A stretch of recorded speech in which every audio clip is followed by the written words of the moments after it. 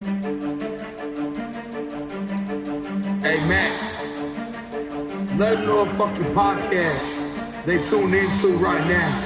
Who's running that shit? Let's go. Hours of Chaos with Don Chaos. The Hours of Chaos with Don Chaos. The Hours of Chaos with Don Chaos. The Hours of Chaos with Don Chaos. The Hours of Chaos with Don Chaos. The Hours of Chaos with Don Chaos. The Hours of Chaos with Don Chaos. The hours of chaos, of chaos. Jugs in this bitch, no jug shit.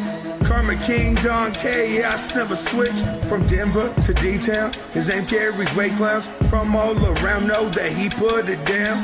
Like an OG, just know he stays down. Eating phony jugs, covered up in steak sauce, that's how we stay. On the hours of chaos.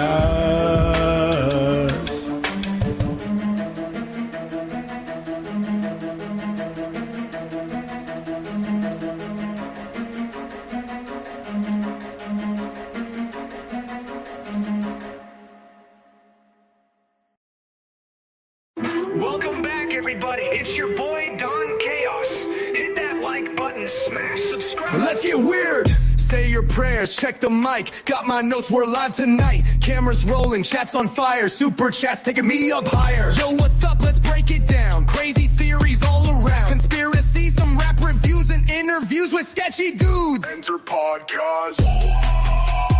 Mic is hot, stream won't crash. Stream won't crash, stream won't crash. Clickbait title, thumbnails rad. Thumbnails rad, thumbnails rad. Tell your mom, tell your dad. Tell your dad, tell your dad.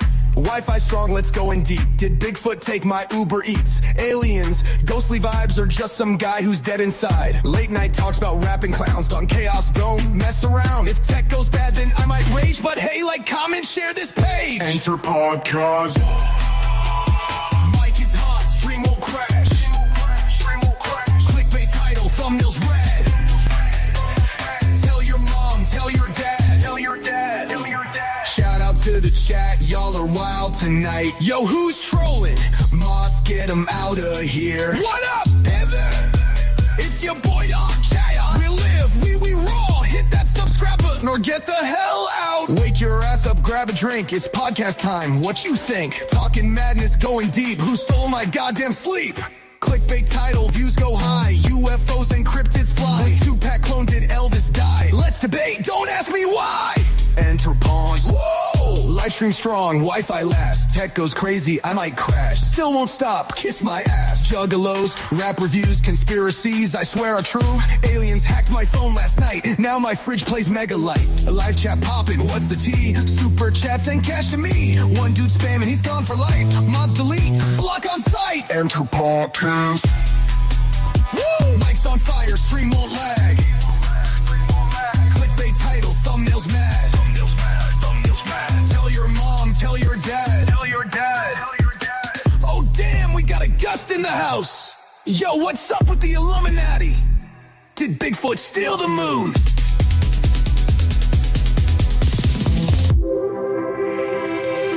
Did Bigfoot steal the moon?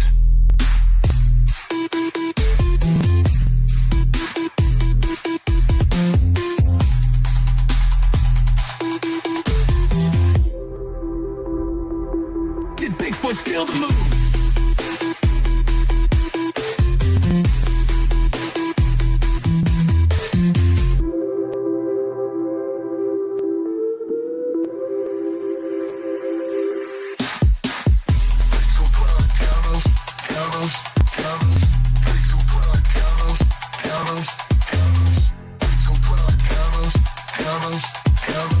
Hangs your podcast.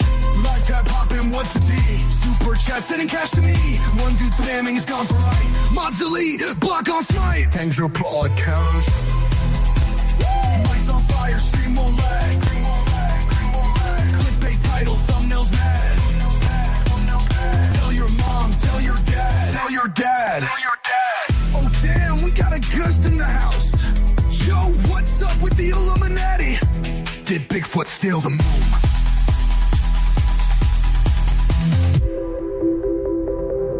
Did Bigfoot steal the moon?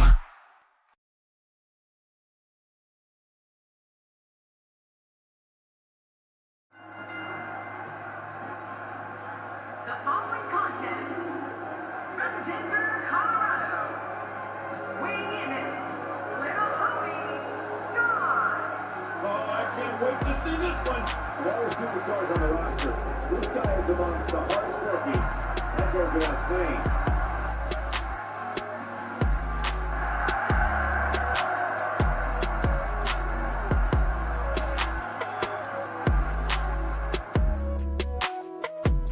Definitely shout out to Don Chaos.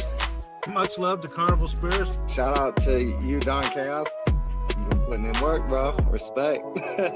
Congrats to Don Chaos for 1,000 subscribers. Whoop, whoop. Keep it going, man. Congratulations, Don Chaos. Yes, keep it going, man.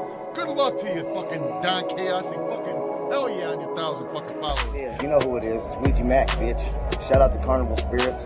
And fucking shout out to Don Chaos one time. You know what's going on. This is my brother.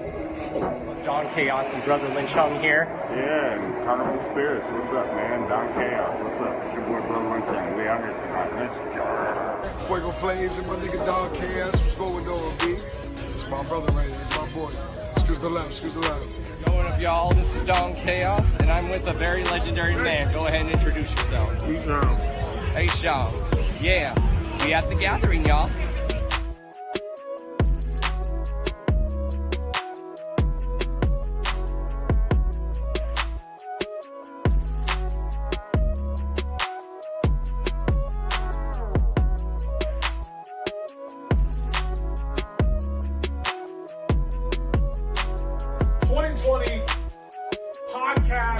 Radio show of the year.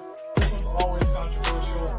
Coming in number one, we got Hours of Chaos with Don Chaos. Ooh, look at that. Ooh, congratulations, man. Don Chaos, Hours of Chaos.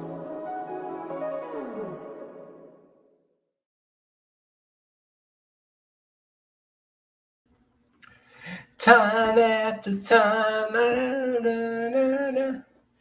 if you have lost and I will find it. Time. Oh, shit. Oh, shit. Are we live? Oh, shit. Time after time. What's up, everyone? What is good? What is goody? How is everyone doing? How are y'all doing? We are back, y'all. We are back. We are back. We are back. This is the Hours of Chaos podcast, episode 298, y'all. They thought they could keep me down, but they didn't. I thought I could keep myself down, but I didn't. You know. Our guest will be here. She'll be making her debut on the show. Of course, as we wait for our guest, we'll probably get the topics out of the way until our guest gets here. And I do have the World Cup game on in the background. So, yeah. I don't know what was wrong with me, y'all, but I don't know. I just feel breathe in new life with a lot of shit. And I feel good. I don't know what the fuck was wrong with me, but I definitely feel better. You know, sometimes you have to just try to balance stuff out. Because if you try to do everything at once, sometimes you feel burnt out. And I'm not going to lie. I was starting to feel burnt out. You know, there was a lot of stuff going on too. And I didn't want to get burnt out for something that I have such a love and passion for doing.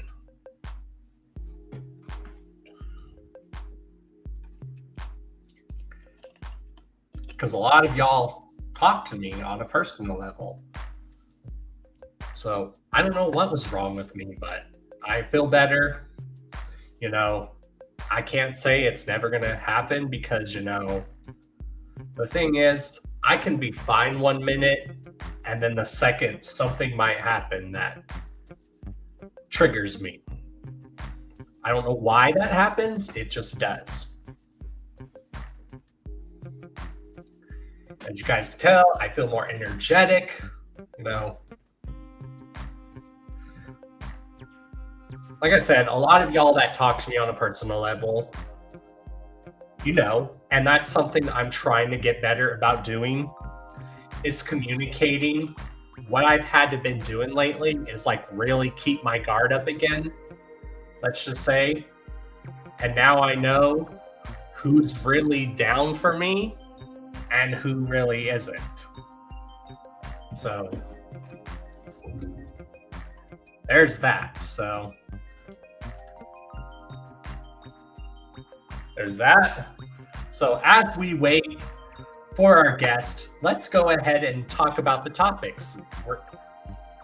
I know usually we have the guest on right away, but we're still waiting for our guest. So as we're waiting for our guest, let's just kick back, chill, talk about topics, and all that good happy stuff.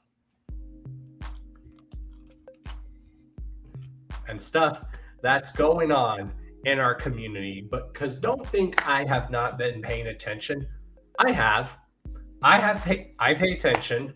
I may not always be saying everything, but I am paying attention. I'm watching, and I have eyes and ears. So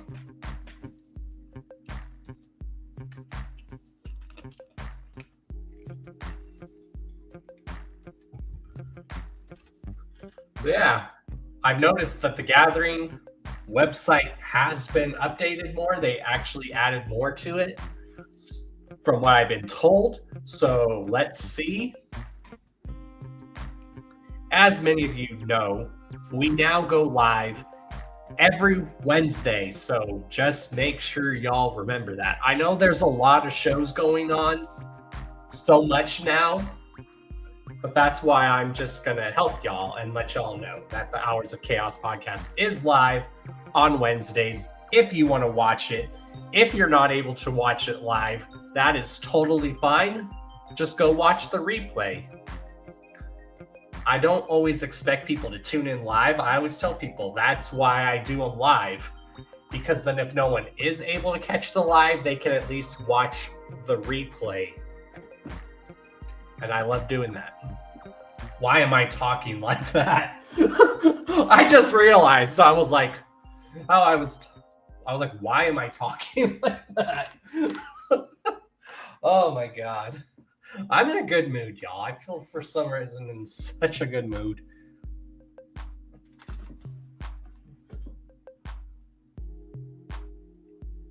Yeah, let's check the Gathering website.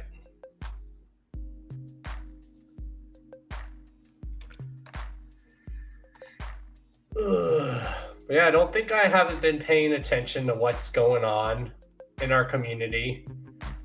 Trust me, even if I may not be around saying stuff sometimes, trust me, I'm watching and listening.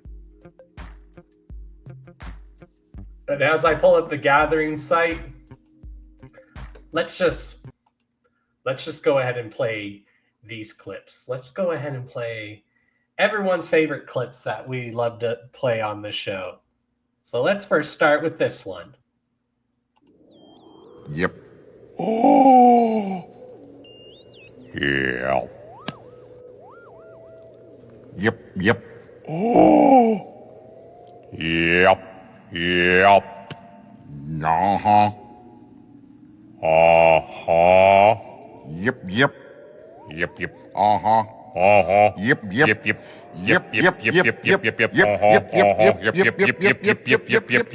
Oh. Uh-huh. Mm-hmm.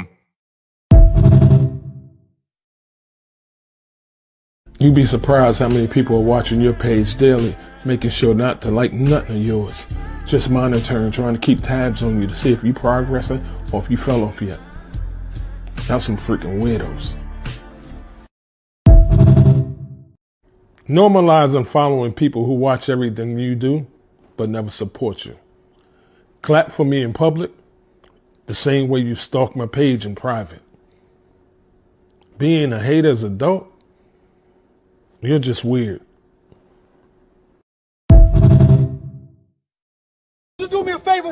Stop being fucking scared to be you. Start being you. Fuck what they think. You keep worrying, oh, they going, fuck what they gonna say. Start being you. Listen, before you know it, life is gonna be over. And you're gonna say to yourself, I didn't live my life. I'm seeing too many people out here being clothes of people that they never met just because they seen them on social media and they put this whole show on, this production that their life is so great that you don't even want to be you, that you abandon yourself. I ain't gonna never jump outside of myself and be nobody else. I'm gonna be me. Start fucking being you and stop being everybody else. Stop being scared. Be you. And it's just like that.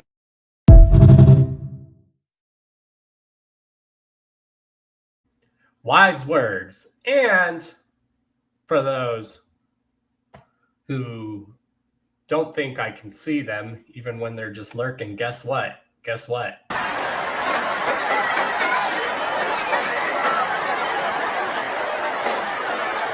Did you know that I can see you?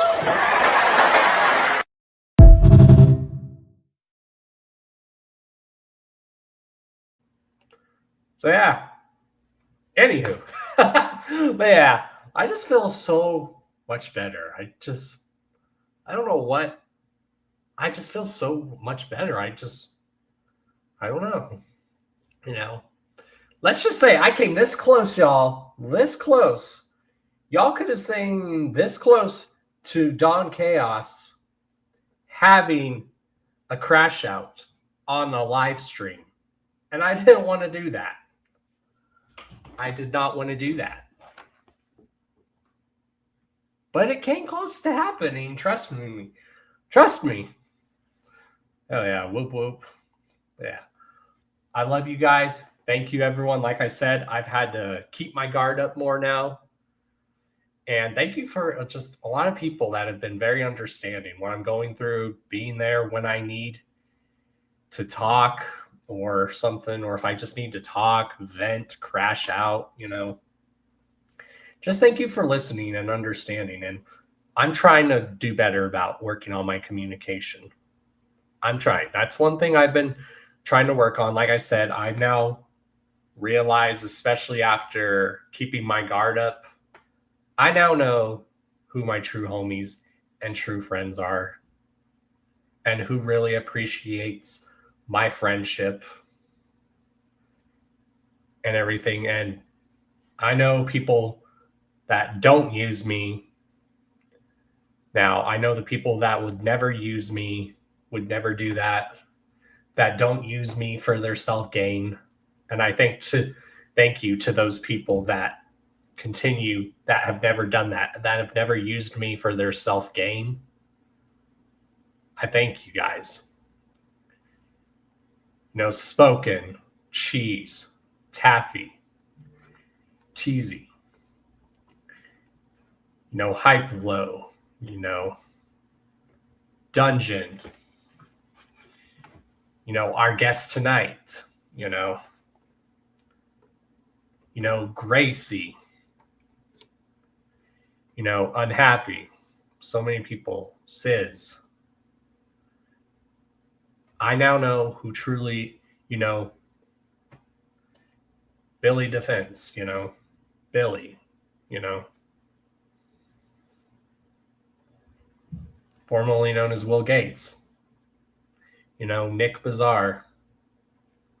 And there's so many others that I can just think of, you know. A lot of these people really appreciate my friendship.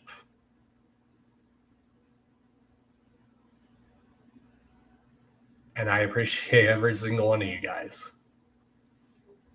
And even if I haven't said your name, for those that I've known for years as well, I really do thank y'all and appreciate it. Crashing out is your job. Yeah, but I don't want to crash out on a stream, Spoken. Even though there was one time I really wanted to. But then, you know, there would be sick fucking bastards out there that would use my crash out for their entertainment purposes. Or they would take shit out of context while I would have a crash out. Because a lot of people do that. You guys got to remember, most people will take shit out of context for their own self-gain. Just remember that. That's why I've been watching. I always have eyes and ears in this community because I love this community so much. And some of the people that claim to love this community, just keep your eyes out, y'all. Just keep your eyes out. Anyone that knows me, that has seen me in person, talks to me on a personal level. Y'all know how much I love and appreciate this community so much. So much. So much.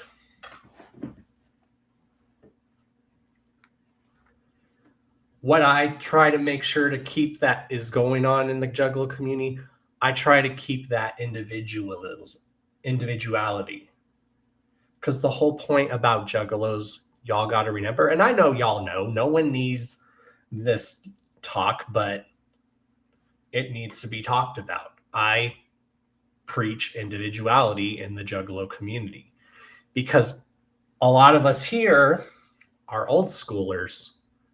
Spoken, Cheese, Taffy. A lot of us here, Hype Low, we're all old schoolers. We all know that this is what the building blocks of what being a Juggalo is. We are individuals. We can have difference of opinion and still be cool with each other.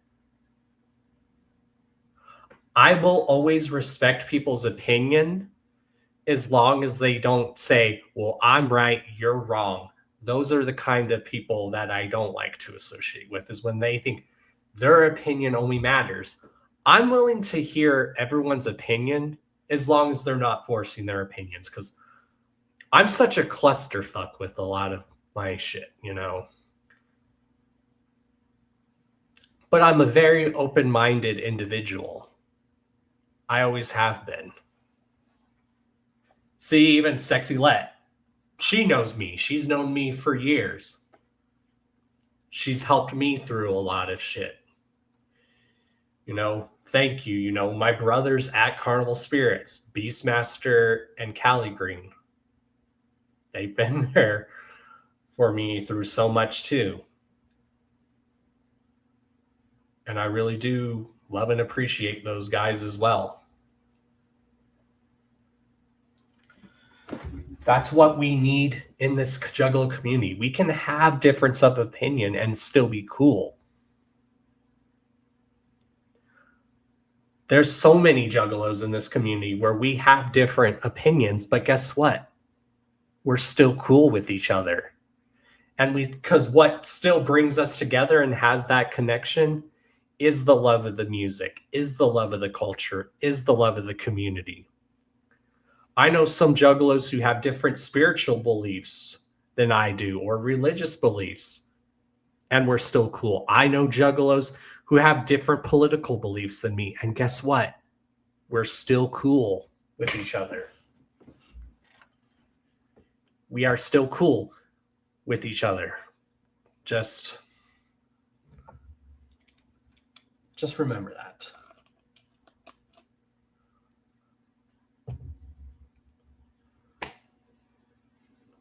And like I said, there's only two high up people in this Juggalo community. There's people in this Juggalo community that will always be the top dudes, and that is Jay and Shaggy. Now there's people in this community who have respect in the community, like Spoken has respect in this community, Sexy Let has respect in this community, Taffy has respect in this, is a respected person in this community. Cheese, Ruby is respected in this community. We're all respected. No one's up on higher than anyone else. And it's about time people realize that. No one is up here. I'm not on a pedestal. I'm here with you guys. I'm here with you guys. I am a Juggalo just like you guys. I am not up here on a pedestal. And we are all respected people in this community especially the ones who love, truly love and appreciate this culture and community. If you truly love and appreciate this culture and community, you're a respected person in this community. If you truly love the culture, the music, and everything that this culture is based on, you're a respected person in this community. Now, do you have to believe everything? Do you have to agree with everything in this community? Absolutely not. Absolutely not. You do not have to agree with everything in this community. You don't have to. There's stuff in this community that I don't agree with. But if you don't like something, fix it. Fix it. And the ones like people like me and a bunch of other people that are trying to fix a lot of stuff, a lot of us are doing it. We're not doing it to gatekeep. We're doing it because we love this culture and community so much.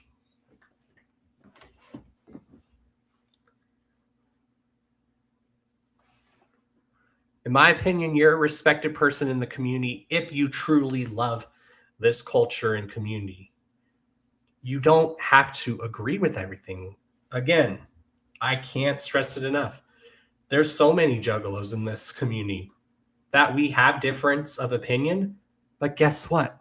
We're still cool with each other. We're still down with each other, regardless of what we believe. And I'm just going to say a saying that you guys really need to hear, because the outside world is already divided enough as it is. So why bring that division? If you're like promoting division and individuality are two different things. Like, I've been watching people, like I said, I may not have been like active, but I've been watching stuff. Promoting your beliefs is not the same as promoting individuality. Promoting your beliefs is just saying how your belief and your opinion matters and no one else's matter. Promoting individuality, which is what this juggalo culture is based on, is saying, hey, we can have a difference of opinion, but we're not going to say I'm right, you're wrong. And I'm seeing a lot of so-called juggalos do that in this community. The ones that are thinking their opinion matters. No, everyone's opinion matters. That is what this community was based from. The building blocks of this community. This is what Jay and Shaggy wanted, is individuals coming together. And some people have forgot that. I haven't forgot that. Spoken hasn't forgot that. Ruby Cheesehouse hasn't forgotten that. The homie Chuckles hasn't forgotten that. Taffy hasn't forgotten that. Cheesy hasn't forgotten that. But a lot of people have forgot that we're all supposed to be individuals. Okay?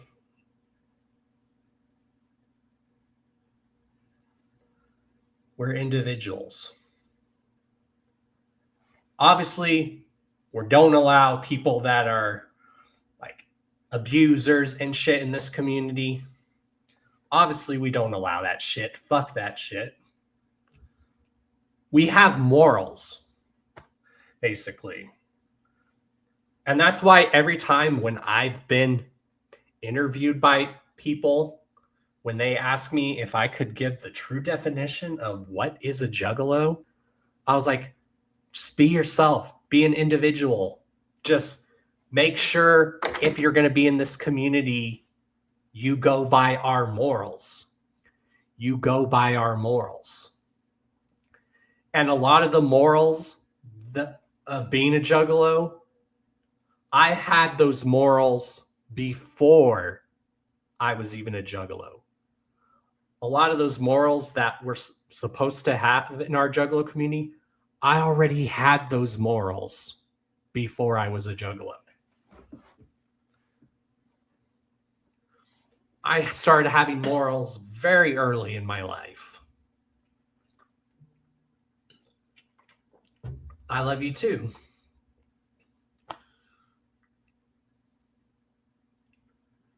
Exactly. We all can help each other out. We all can help uplift each other. We don't need to use people for self-gain. We all can eat. Scum told me, not people, the ones who don't stir up shit that truly love this community are the ones that we know that truly love this community, the ones that don't stir up shit.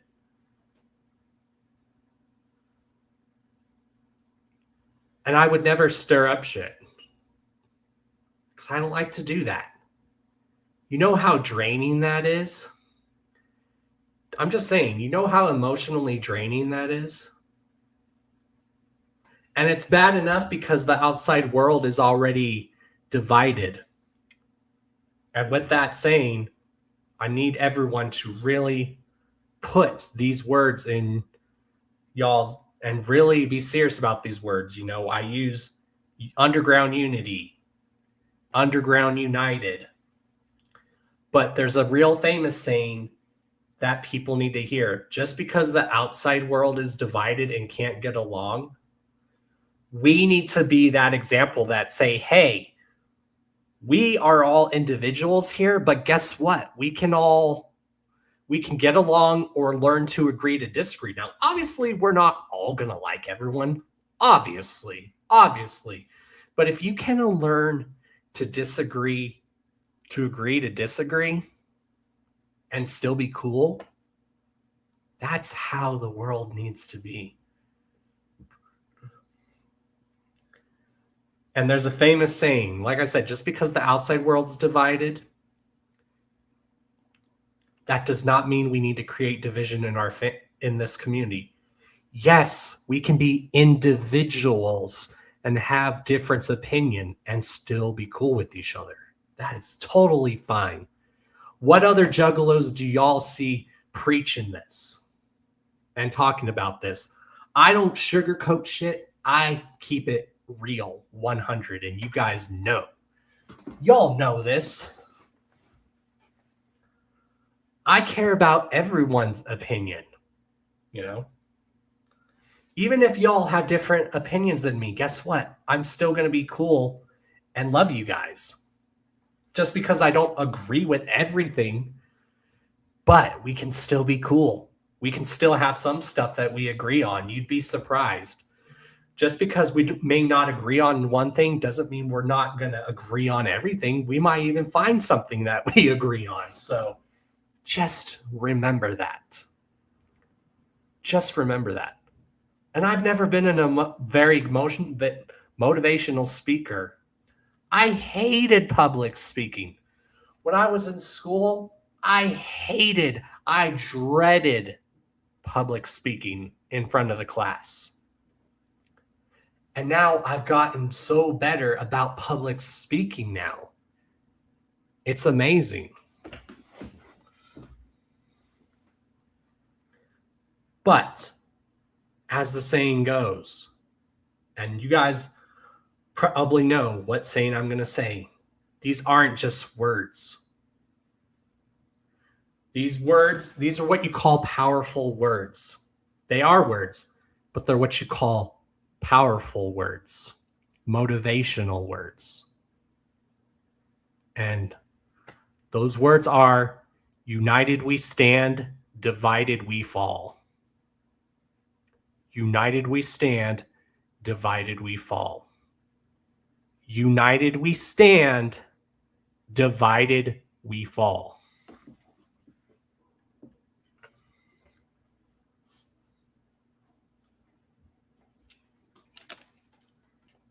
I'm Don Chaos, and I approve this message.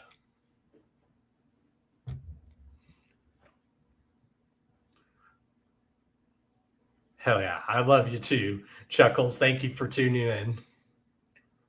Fuck yeah.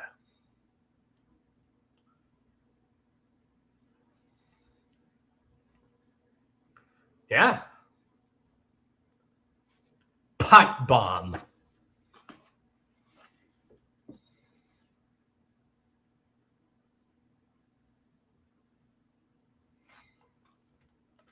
Blind Death for Life, always.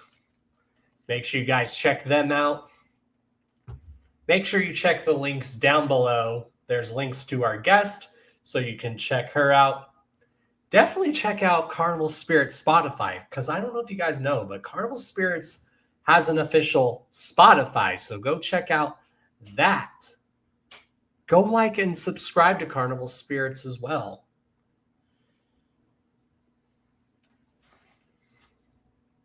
Yeah, Scum's given me some of the best advice. So yeah, we're just waiting for our guest. Let's see if she's messaged me.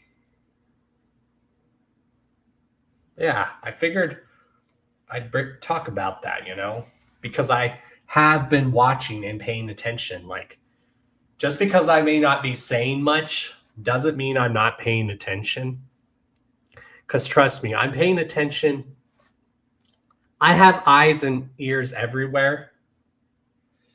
I know who truly loves this community and culture and who truly doesn't. And who are frauds and who are really giving off Fed vibes. So, yeah.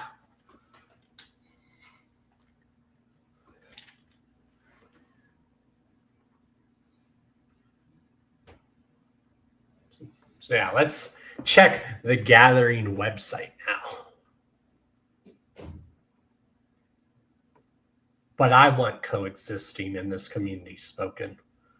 Like I said, the whole building blocks of this community is individuality.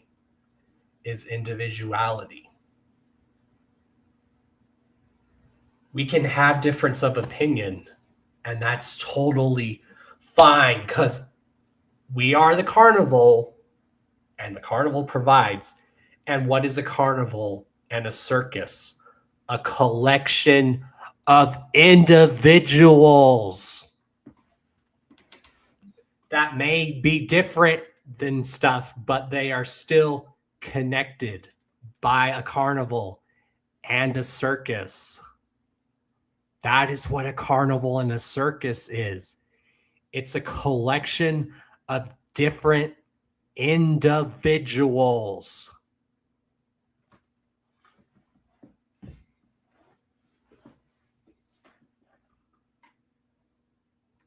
What up, Strain? Just whoop, whoop. Yeah. So yeah, well, as we're waiting for our guests, let's pull up the Gathering website, because there's been a lot of people added to the Gathering that I'm excited that's finally being at the Gathering. So it's a good thing you're here, Chuckles, if you're still here. And I hope you're still here, bro.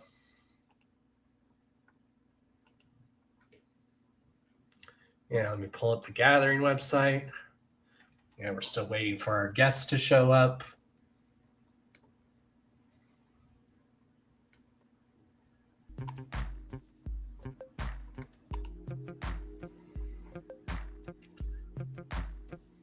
Oh, yeah. All right, let me pull up the website. And I think that's what I need too. I think I need a nice Gathering vacation. It's been too long since I've been to the Gathering. And when I announce some of the stuff that's at the Gathering, I definitely need to try to find a way to go. I need to try to find a way to go.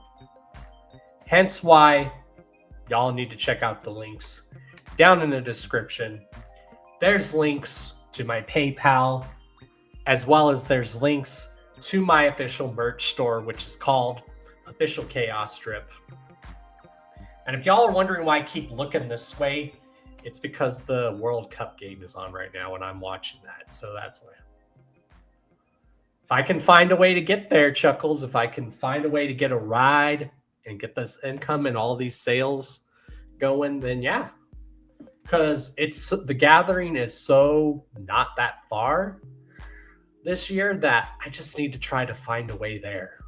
I just need to find a way there, whether it's riding with someone. because I really need it. Anyone having a baller's lot where I could stay in a camper or whatnot, fuck, I'll sleep on the floor of a camper or an RV if I have to. Or on one of the chairs in the RV. All right, let's pull up the gathering site. All right. Yeah. While we're still waiting for Deli to join us, we'll just talk about a bunch of topics now. But I hope that speech that I did earlier really helped y'all. Maybe someone clip that for me, like that whole speech that I was doing earlier, so I can upload it as a separate video. Can someone send that to me? Because I think if that was uploaded as a separate video, that speech would really help. Yeah, that's why I'm wearing my US jersey. Because we're in the round of 32, y'all. We have not been in the round of 32 in the World Cup in years. If we win this game, we go to the round of 16, which we have not been in. So, go Team USA. Christian Pulisic, y'all. What y'all know about that? All right. Yes, happy early 4th of July. All right, let's share the screen. All right. All right, are we on the website? Yes, we are. Okay. So yeah, if someone could really send me and because you guys are part of the show too, if anyone can like send me clips throughout the show, every time when I do a show, like that speech I did earlier, if someone can send that to me that I can upload as a full separate video, please do that. Also, when we get our guest on, send me clips of when we have our guests on the show. And then just like let me know what they're talking about, because I'm trying to do that where I upload little short clips or videos from the show, and then I link the whole episode so people can watch it in the description, like an actual podcast. Because you guys are a part of this show too. I don't just make this show possible. A lot of y'all make this show possible. Beastmaster makes this show possible. Callie Green makes this possible. You all make this possible. I don't just make this show possible. All of the rest of y'all make the rest of this show possible. Anywho. Yeah, I don't know what I'm doing for 4th of July. All right, let's see what we got. All right, let's check the Kraken stage. Ooh, we got Al Azul Ilu performing. Fuck yeah. So far, this lineup this year is really dope. We have Al Azul Ilu. We have Diggy Graves. I guess they finally heard me about getting Diggy Graves for the gathering. I don't give a fuck what anyone says. Diggy Graves is awesome. Fucking Diggy Graves is dope. He is a real one. I've talked to him many times. He is a real one. He truly loves this culture and community. And spoiler alert, we've been talking. Whenever he gets the time, we are. Yes, here's another pipe bomb being dropped. Whenever he gets the time, we are gonna get Diggy Graves on the Hours of Chaos podcast. I've been talking to him. Diggy Graves is down to be on the Hours of Chaos podcast, y'all. That's right. That is right. Because I talked to him quite a bit. And he loves this culture and community. And I've always wanted to see Diggy Graves live. And a lot of me and my other Juggalo homies have been saying for years that Diggy Graves needs to play The Gathering, and it's finally happening. Because if anyone's ever seen Diggy Graves live, I never have, but if you've seen footage of Diggy Graves' show, holy shit, he kills it live.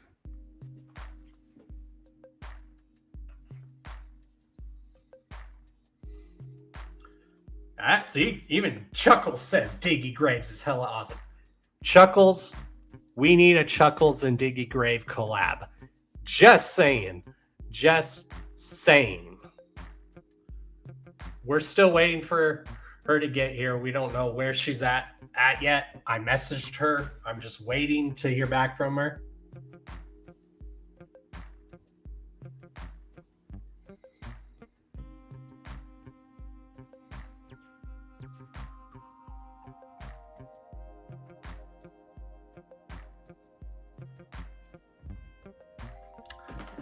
Yeah.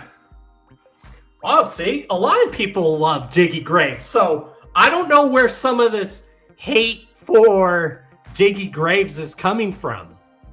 Again, it's probably coming from people trying to stir up shit. See, a lot of people here love Diggy Graves. So he's not going to be everyone's cup of tea. But Diggy Graves is the shit, y'all. He is fucking dope. And like I said, I've talked to him. He loves this culture and community so much that, yes, spoiler alert, we are getting Diggy Graves on the Hours of Chaos podcast. He knows the Hours of Chaos podcast, and he is down to be on the Hours of Chaos podcast.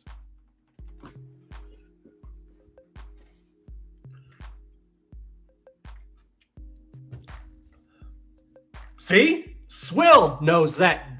And not everyone's going to be everyone's cup of tea, but it's simple. If you don't like someone who's performing at the Gathering, go do something else. It's that simple.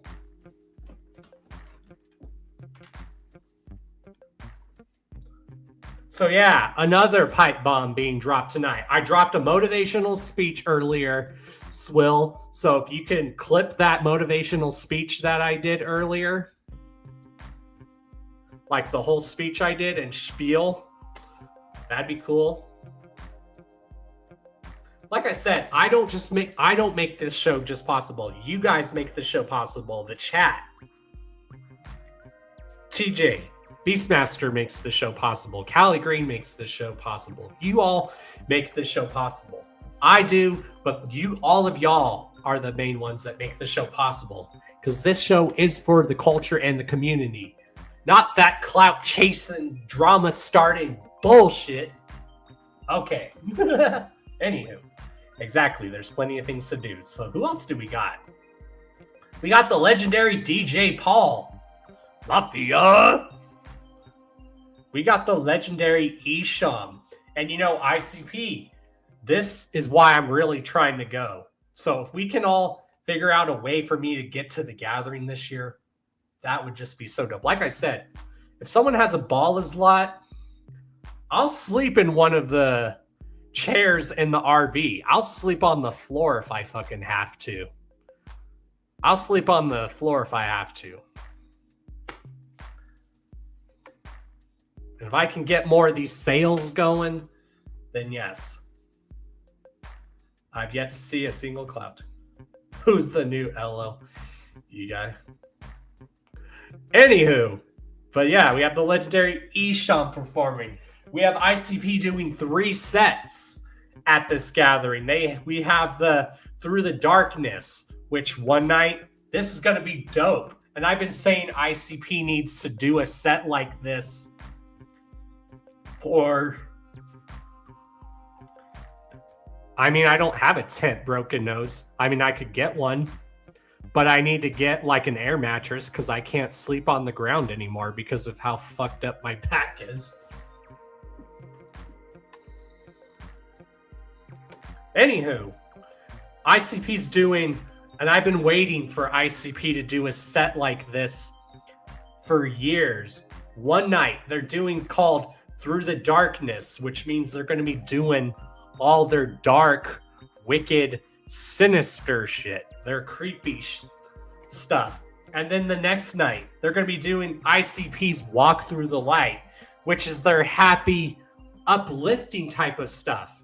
Again, we've all been in this Juggalo community for years. We know there's always been more than one layer to ICP. They have dark shit. They have funny shit. They have serious shit. They have shit that makes you think. We all know there's many layers to ICP.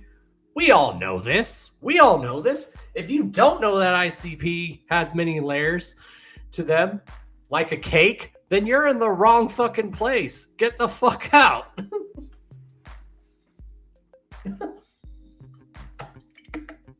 Yeah, they're doing their dark shit one night, and then they're doing their happy, uplifting type stuff. That's fucking cool, y'all. I've always said for many, many, many years, this is one of the many reasons why I enjoy Insane Clown Posse. Because there's so many layers to their music. So many layers.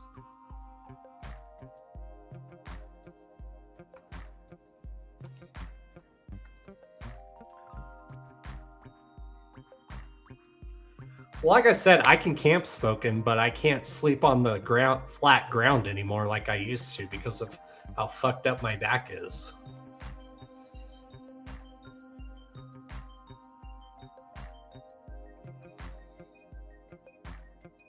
Yeah, that's like $60 for a tent and a mattress, exactly.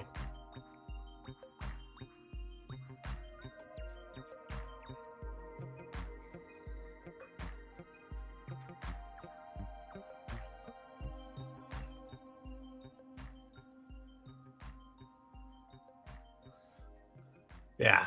If I can find a way to get there, that's the only thing is I just need to find a way to get there and who to camp with. Exactly. $60 is nothing. Exactly. Like I said, I can make sales on a lot of stuff that I've been trying to do. I could definitely get there. I just need to plan it out, who I'm going to be staying with, if I'm going to be riding with anyone, if I'm going to be taking a Greyhound at least to Kansas and then driving with someone the rest of the way, or getting off in Missouri at a bus station and then driving with someone.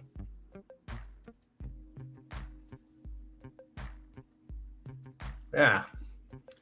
Make sure you guys check the links down below. There's links to my official merch store, which is called Official Chaos Drip, because that's one thing I want to see is a lot of people repping Chaos Drip at the gathering. So performing. Fuck yeah. We have a Michael Jackson impersonator, which this is probably the guy they've had numerous times, because anyone who knows, ICP's always had a Michael Jackson impersonator, whether it's at the gathering, shows. So I think this is just the same dude that's a Michael Jackson impersonator that we've all seen for years. So we have Ouija Mac performing. Fuck yeah. We have Tech 9, which I don't know why people are mad about Tech 9 playing the gathering. Tech has played the gathering many times, except for a few years. But Tech 9 is a gathering staple. And also, the gathering is in fucking Missouri, y'all. Come on. Are you that surprised? Are you that? I mean, I'm just saying. And that since the gathering is in Missouri and Tech wasn't there, that would be weird. That would be very weird because the gathering is literally in Tech's home state. Home state. Come on now. How are some people surprised? What the fuck have y'all been smoking? How are you that surprised?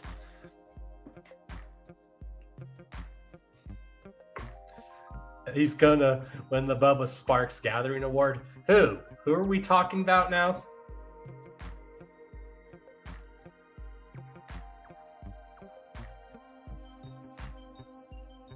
He should play for free then? Who? Wait, what?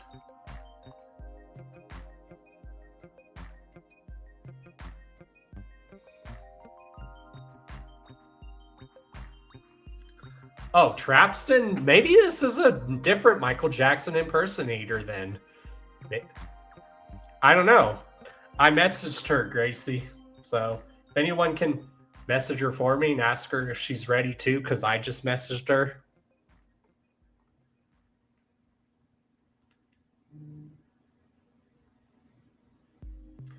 Your new MacBook Pro? Hell yeah, Gracie.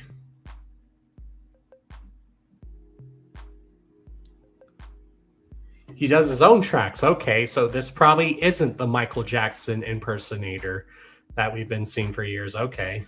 I thought that this was the Michael Jackson impersonator we've been seeing for years. So what does this Michael Trapston do? Does he like do Michael Jackson tracks, but he like adds trap music to it? Is that why he's called Michael Trapston? Is that why?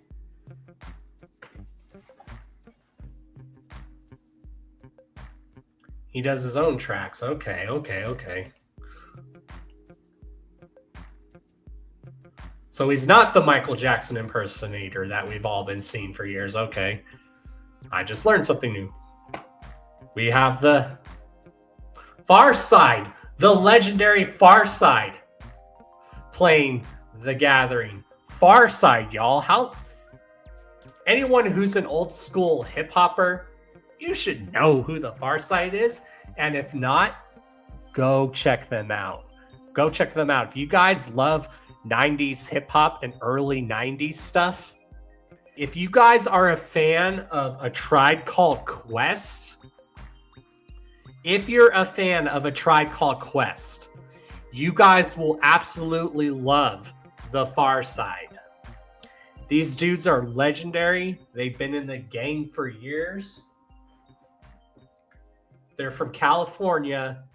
And I'll just say, if you guys love A Tribe Called Quest, like some laid back, chill type hip hop where it mixes jazz and blues, if you guys love A Tribe Called Quest, you guys will love Far Side. Sis knows about Far Side. I know Big Sis knows about Far Side. Yeah, if you really only know one song, it's a banger. Yeah, you know one song, and that I know exactly the song you're thinking of. She Keeps On Passing Me By. Exactly. That is one of their well-known songs, Swill. Yes, exactly. But Swill, I recommend you check out their first album. Really, really good. I like to give people recommendations, and that's why I'm just saying. If you guys love A Tribe Called Quest, you guys will absolutely love Far Side then. Trust me on that. And it's not for everyone, but I know a lot of people here love Tribe Called Quest, so...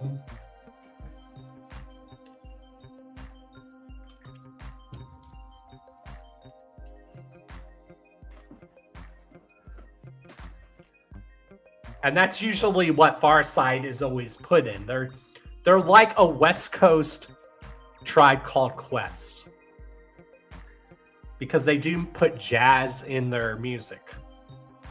And that's how they've always been categorized, is Far Side's always been seen as like the West Coast Tribe Called Quest. So I think y'all will love Far Side.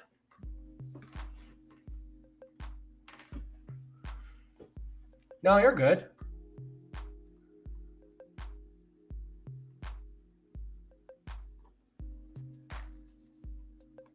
There you guys go. There you guys go.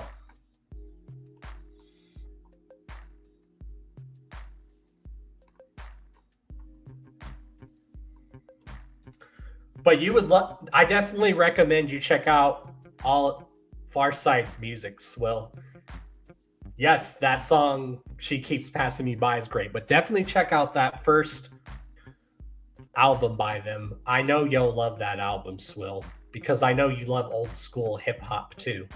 And I know you love Tribe Called Quest. Again, that's the best way to describe Farside, y'all. They're like a West Coast Tribe Called Quest. But they still have their own sound, basically. If you like let's just say, because gangster rap was starting to take off in the late 80s and 90s, but then Farside came out and they were like, okay, we want to sound different. So they're a West Coast act, but they're not your typical West Coast act. They're a West Coast act with a lot of East Coast influence as well. That's the best way to describe them. They're from the West Coast, but they have an East Coast influence to them, like Tribe Called Quest and all that.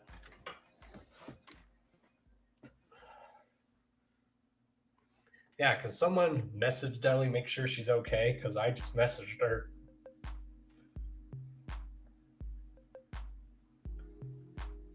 Okay, y'all. I just got a message from her. She said she'll be on in 8 minutes, so she's almost done.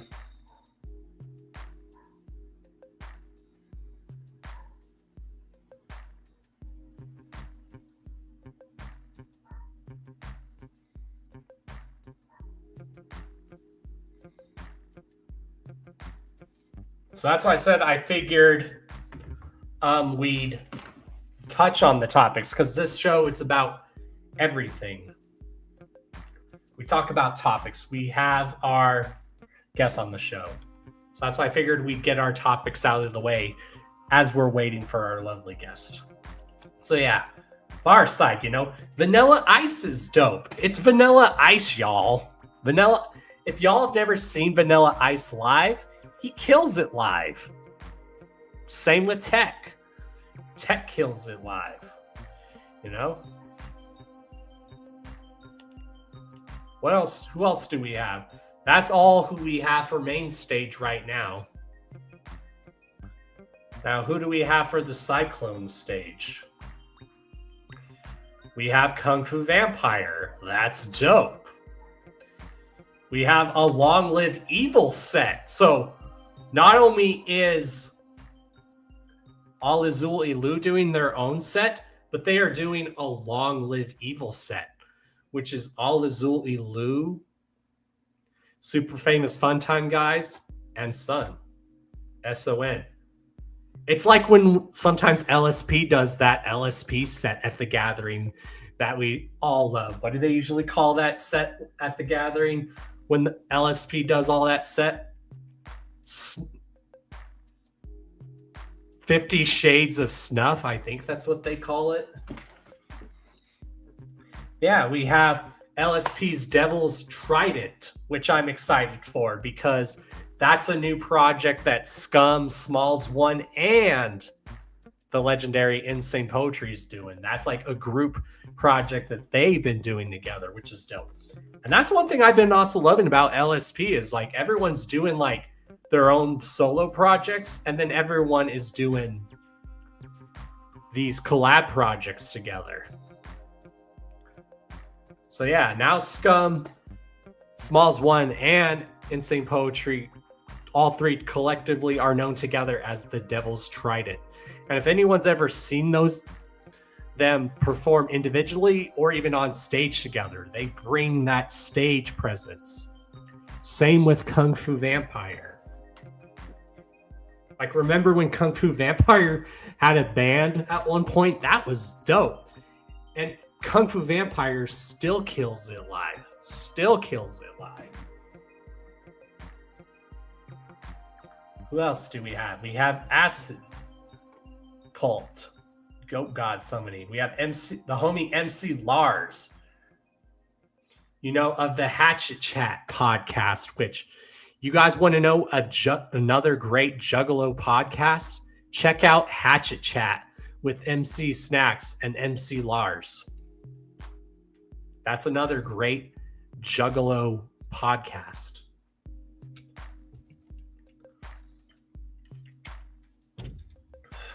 What else do we got? We got Crossbreed. We have Gloom Unit, the homies Gloom Unit. We have Bible Belt Massacre. That sounds like a really dope name for a group. Fuck yeah. Bible Belt Massacre. I fucking love it. That's dope. And then we have the Detonation Stage. Is there anyone been added to the Detonation Stage? Yes. We have Big Chronic, who we've had. And a lot of these people that are playing the Gathering, y'all, we've had on the Hours of Chaos podcast. We've had the homie Big Chronic on the Hours of Chaos podcast. That was a legendary episode when we had the homie Big Chronic on. We have Carbs. We have the homie Jane Doe. Every time Jane Doe's come on the Hours of Chaos podcast. Always been legendary. Always been legendary. Now we have Riddy K. We have Sleep Lyrical. We have, does that say Spades? We have Stray Novels. We have Swift Homicide. Are there any comedians booked yet? Nope. So yeah, that's all like music. And then I've shown the other stuff that's been going on and stuff, but I'm going to always keep showing like as they add more acts to the Gathering. So there's that topic out of the way.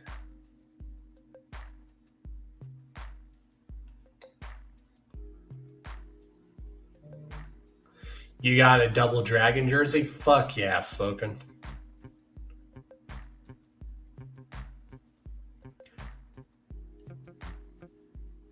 See? Exactly. True American and he's a juggalo.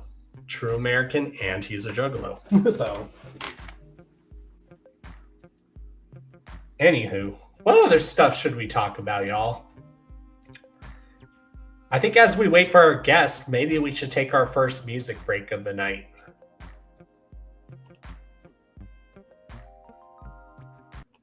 So yeah, as we wait for our guest, we're going to take a music break and stuff. So don't go anywhere, y'all. Y'all can still mingle in the chat because we are just going to take a music break because that's what we do on the Hours of Chaos podcast. We don't just interview people. We talk about topics and stuff in our culture and community. And I don't sugarcoat shit. We play music on here. We have music breaks. So we're going to take our first music break of the night. So don't go anywhere, y'all. Because remember, y'all make this show possible too. I don't just make this show possible. Y'all in the chat do. The rest of y'all make this show possible.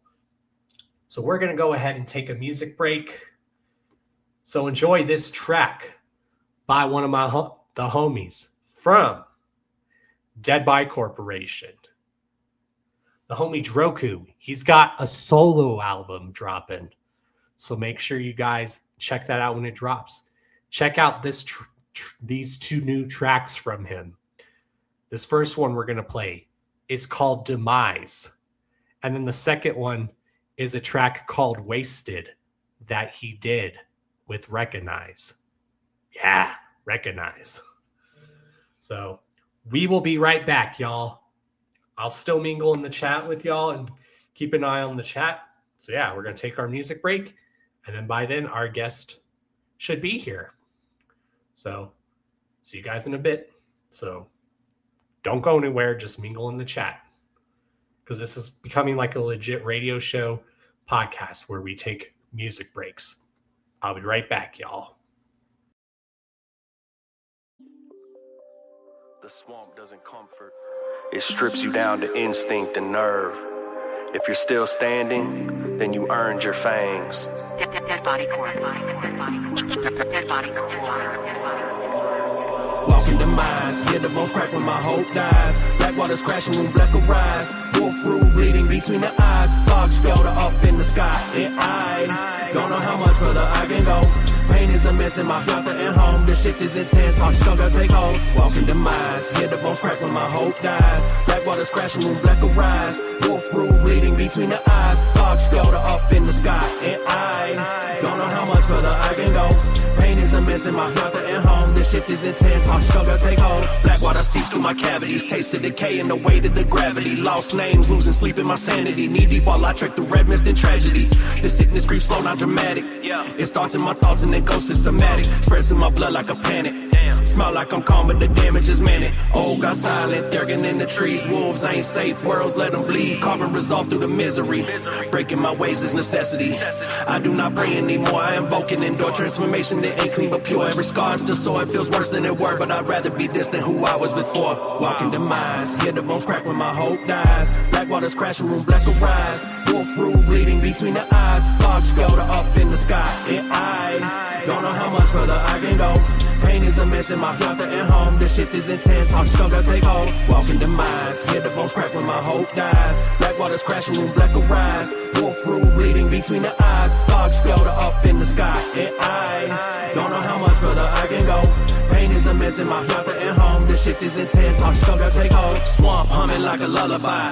Kvyek nod, then it nullifies. Promises rusting the cypress size. Seen too much future fossilized. I done lost it all in the undertow. Yet I keep moving while my heart cold. Black water won't let me go. It just brands my soul and then lets me grow. I tried running, I tried stalling, tried drowning out the old gods calling. They don't chase, they wait for falling. Watch who pouts and who keeps crawling. It's insanity, won't do it over again. I was candidly cutting my wrists as a kid while my family thought I was being misled. I was walking my path, now that old me is dead. Walking demise, hear the bones crack when my hope dies. Black waters crashing, room black arise. Wolf through, bleeding between the eyes. Logs skelter up in the sky, and I don't know how much further I can go. Pain is immense in my heart and home. This shit is intense, I'm struggle take hold. Walking demise, hear the bones crack when my hope dies. Black waters crashing, room black arise. Wolf through, bleeding between the eyes. Logs skelter up in the sky, and I don't know how much further I can go. Pain is immense in my heart and home. This shit is intense, I'm struggle take hold.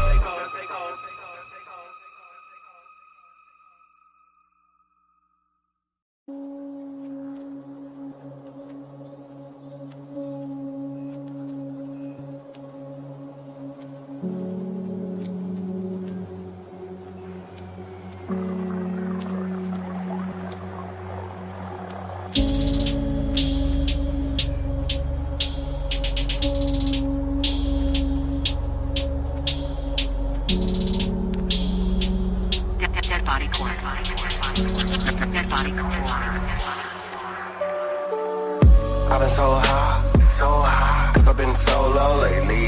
I ain't tryna hide, I just rather ride solo, baby. Tears in the crowd, like sweat in the dojo, baby. If I go anywhere, go crazy. If I'm going anywhere, go crazy. I go again with the pick of the purpose, started off at the bottom, hidden and buried, worried that I was lost. Swimming past the deep and drying this water off. But I had bought it up and brought a message I got across. Cross my heart, hope to live in a lot of thoughts inside of my head. The way I'm thinking exhausting. Needed to disappear, same nigga you all seen. That'll be on scene like a celebrity on screen. Evidently you be this type of way, be yourself aside. I forgive the enemy, lovers loving and never died. I'll be out of negativity that can reconcile. But I'm a threat to guys with lies, I'll leave a petrified. If you needed some kind of a confirmation, a concrete conversation, talk to Jason. The common sense to calm the congregation. The constant change, the consequence, trace to the high. I've been so high, cause I've been so low lately. I ain't tryna hide, I just rather ride solo, baby. Tears in the crowd, like sweat in the dojo, baby. If I go anywhere, go crazy. If I'm going anywhere, go crazy. Lately my mind been racing, basing shots on my reflection. Feeling vacant, faith been lost in misdirection. Heart been patient, pain my only recollection. Trying to face it, still I'm craving disconnection. Feeling shame, bro, just a shadow and confession. Every scar I gained became another lesson. Roll another one and let the smoke be my confessor. Howling at the moon, it's the only one that listens. Backseat vision blurry, dreaming of the sunlight. Head still dirty from the days I had the gunfight. Soul still sturdy, but the mind been on the run, right? Chasing in a piece, but it's always been out of one sight. Falling like an angel, halo bending in the rear view. Voices in my head getting louder than a clear view. Trying to keep composure, I just pray to see the fear through. If I go anywhere, then I'm taking all my tears too. I've been drowning slow, trying to breathe through the ache. Feeling every load like a tide on a lake. Every time I heal, there's another heartbreak. But I still drive slow with my pride on the brakes. Voices in my head be singing me lullabies, telling me to hold on, but I'm barely getting by. Told the pain to stay and it became an alibi. Now I'm numb to the hurt, it's a hell of a high, goddamn. I've been so high, cause I've been so low lately. I ain't tryna hide, I just rather ride solo, baby. Tears in the crowd, like sweat in the dojo, baby. If I go anywhere, go crazy. If I'm going anywhere, go crazy. You hear that? That ain't frogs. That's the swamp breathing. And once you step off dry ground, there ain't no leaving. Welcome to the swampland, where the gators either dead, mystics and witches laying X's on your head in the swampland, where the old gods are alive, wounds calling bone and wood evoking them tonight in the swampland, where the outlaw stalks his prey, walking with the wolf again, we breaking off them chains in the swampland. Welcome to the swampland. You made a mistake just by waking up the beast, cause the swamp ram berserker only rises up the feast in the swampland. You be best to tread light, taking form of clawing fur on the hunt nightly. Moon in the water got my silhouette twisted, wounds in my palms got the old gods whispering. Boots in the mud, hear the bones when I step. Every move calculated, every breath is a threat. Predator patience, I don't strike out of panic. I let the fear cook slow till the soul go manic. You wear sheep's wool, but I smell that lie. Got that wolf in my blood and I see through the skies. Chains on my spirit, but they snapped in the marsh. Now I drag them through the dark and leave them rusted in parts. Swamp fog thick when the verdict is passed. Only judgment I need is a howl when I lash. In the swampland, where the gators either dead, mystics and witches laying hexes on your head. In the swampland, where the old gods are alive, wounds called in bone and wood evoking them tonight. In the swampland, where the outlaw stalks his prey, walking with the wolf again, we breaking off them chains in the swampland. Welcome to the swampland. Spines start crawling when the moon get hot. Veins turn hot when the human part die. Jaw locked, twitching like it don't feel right. Hands curling the claws and my eyes burn white. Skin pulled tight till it tear on the bone. And your heart beats stagger at the pain on my dome. My breath come heavy through a throat full of change. And every ounce of the man, it gets lost in the fangs. I don't hunt the lost, I just hunt the self-righteous. The ones who preach clean, but they dead behind their eyelids. Blood get loud in your neck when you panic. When the truth hits sharp and your mask gets damaged. Weather in the fog, I am breath when I close. You ain't prey by chance, there's a reason you chose.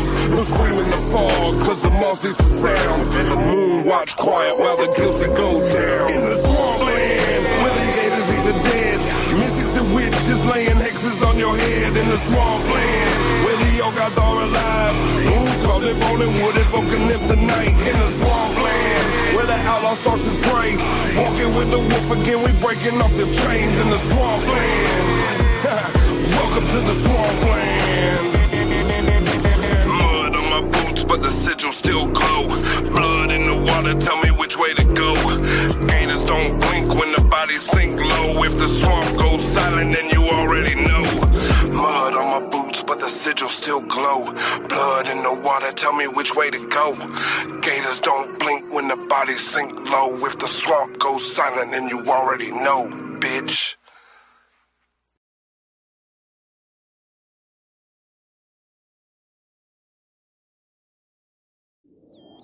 Yep. Oh. Yeah. Yep. Oh. Yep. Uh-huh. Uh-huh. Yep. Uh-huh. Yep. Oh.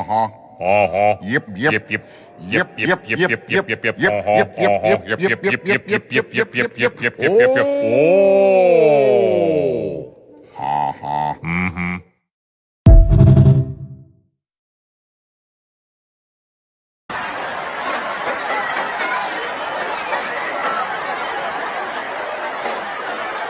Did you know that I can see you?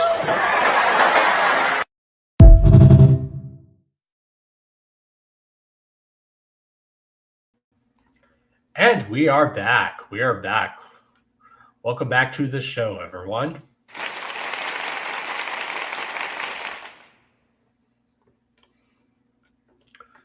So yeah, I saw you got a new cat, Shovel. That's awesome. Hell yeah. Yeah, rescue pets you have more of a strong bond with them. This is very true. My dog, Rosie, she's a rescue dog from a no-kill shelter. When you have rescue animals, you have a really strong bond with them, and you have very unconditional love, and you know that animal is loyal. Because we may save them. I saved my dog, but she saved me too. My dog legit saved me too. Because when I did get my dog from the shelter, I was in a dark period in my life. So I saved my dog, but she also saved me too. Didn't you, baby? Didn't you, baby girl? Oh, and while we were on a commercial break, the U.S. just scored, y'all. So right now, we're winning 1-0. Yeah. So yeah, as we're waiting for our guests now, let's just hang out and chill. Yes, I heard y'all saying in the chat, play Freebird. It's funny because that's how I know y'all are real ones, because I do that at shows. I do that at concerts. And I'll do that when my homies are performing. Whenever my homies are performing and they know it's an inside joke that I do. When they're like, what should we play next? I'm like, play Freebird! Freebird!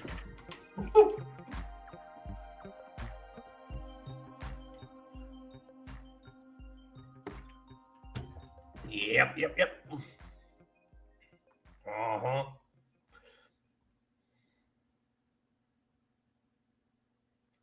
Yes, I saw that you guys have a total of 8 cats spoken. Damn.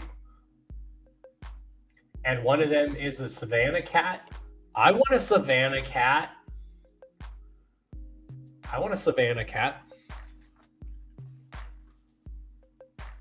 So yeah, we're just gonna chill here and wait for our guests if there's anything people want me to touch on.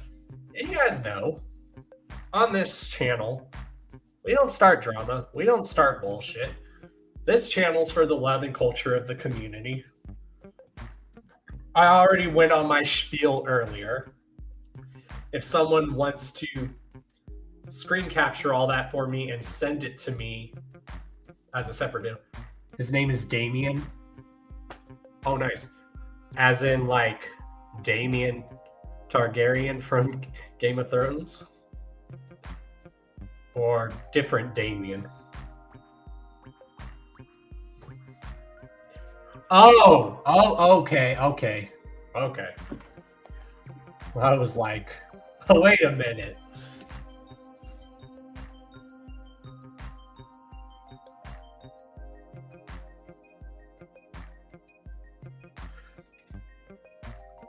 So yeah, Deli told us she'll be on at 8. I don't know if she meant 8 minutes or like 8 o'clock. So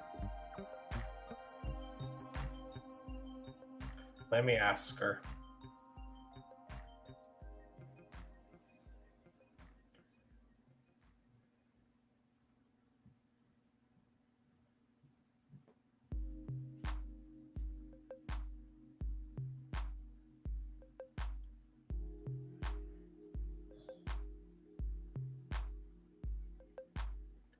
All right.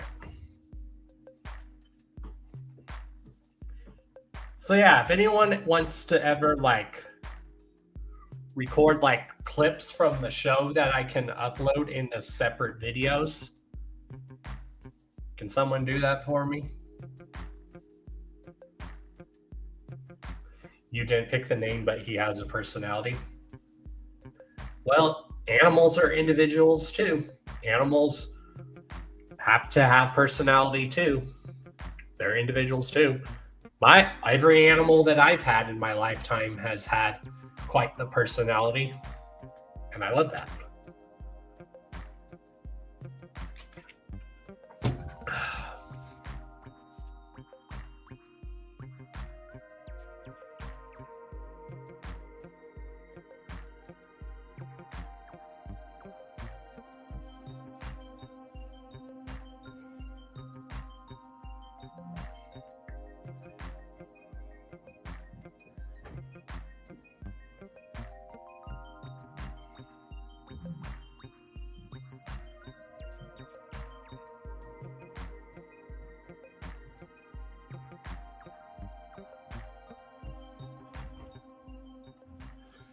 Yeah, he likes this game.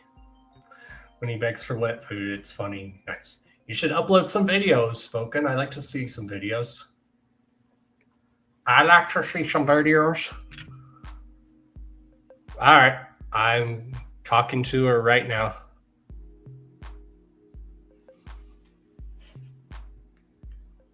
You're good. No worries. We're still live.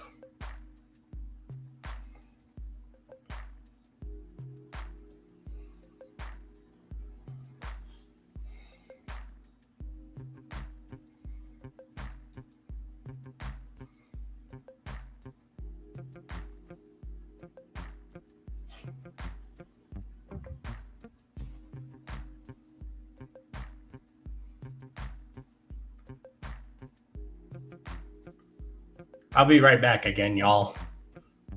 Feel free to mingle again. I'll be right back.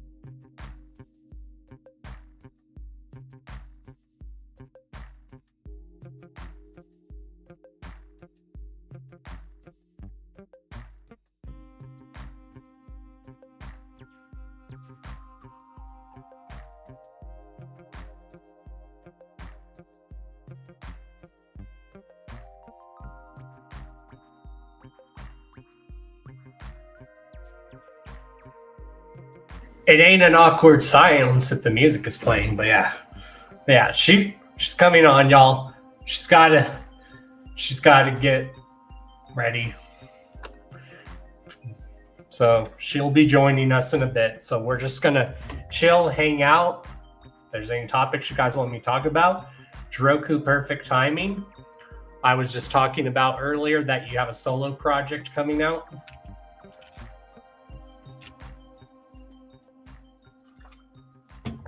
It's an abundant silence. Awkward silence, silence awkward.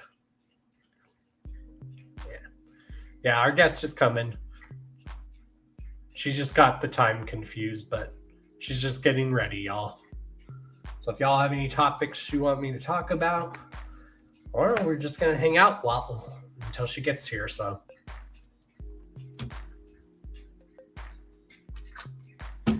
speaking of that, if y'all have not seen the photos and the pictures of Shaggy with that juggalo looking fox, you need to. Just saying. You need to. If y'all are having a rough day, or if you're going through some shit right now, look at the pictures of Shaggy with that juggalo looking fox. That will brighten up your day, even if you're having a bad day. Just saying. That will brighten up your day. I even sent someone a message saying, now I want to adopt that fox. I so want to adopt that fox. I've always loved foxes in general. I agree, it is heartwarming. especially for animal activists here. No. Oh yeah, I have had the lowdown for a while, but I made it official on the show, Droku, that you do have a solo project coming out. Yeah, I'm just saying, if y'all are having a bad day, no matter what, I don't care who you are,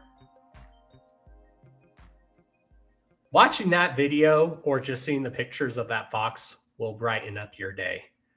I'm just saying, I want to adopt that fox now. I want to adopt it. But I don't know if you can adopt foxes in Colorado. I'd have to look that up. Because some states you can adopt animals and some you can't. So.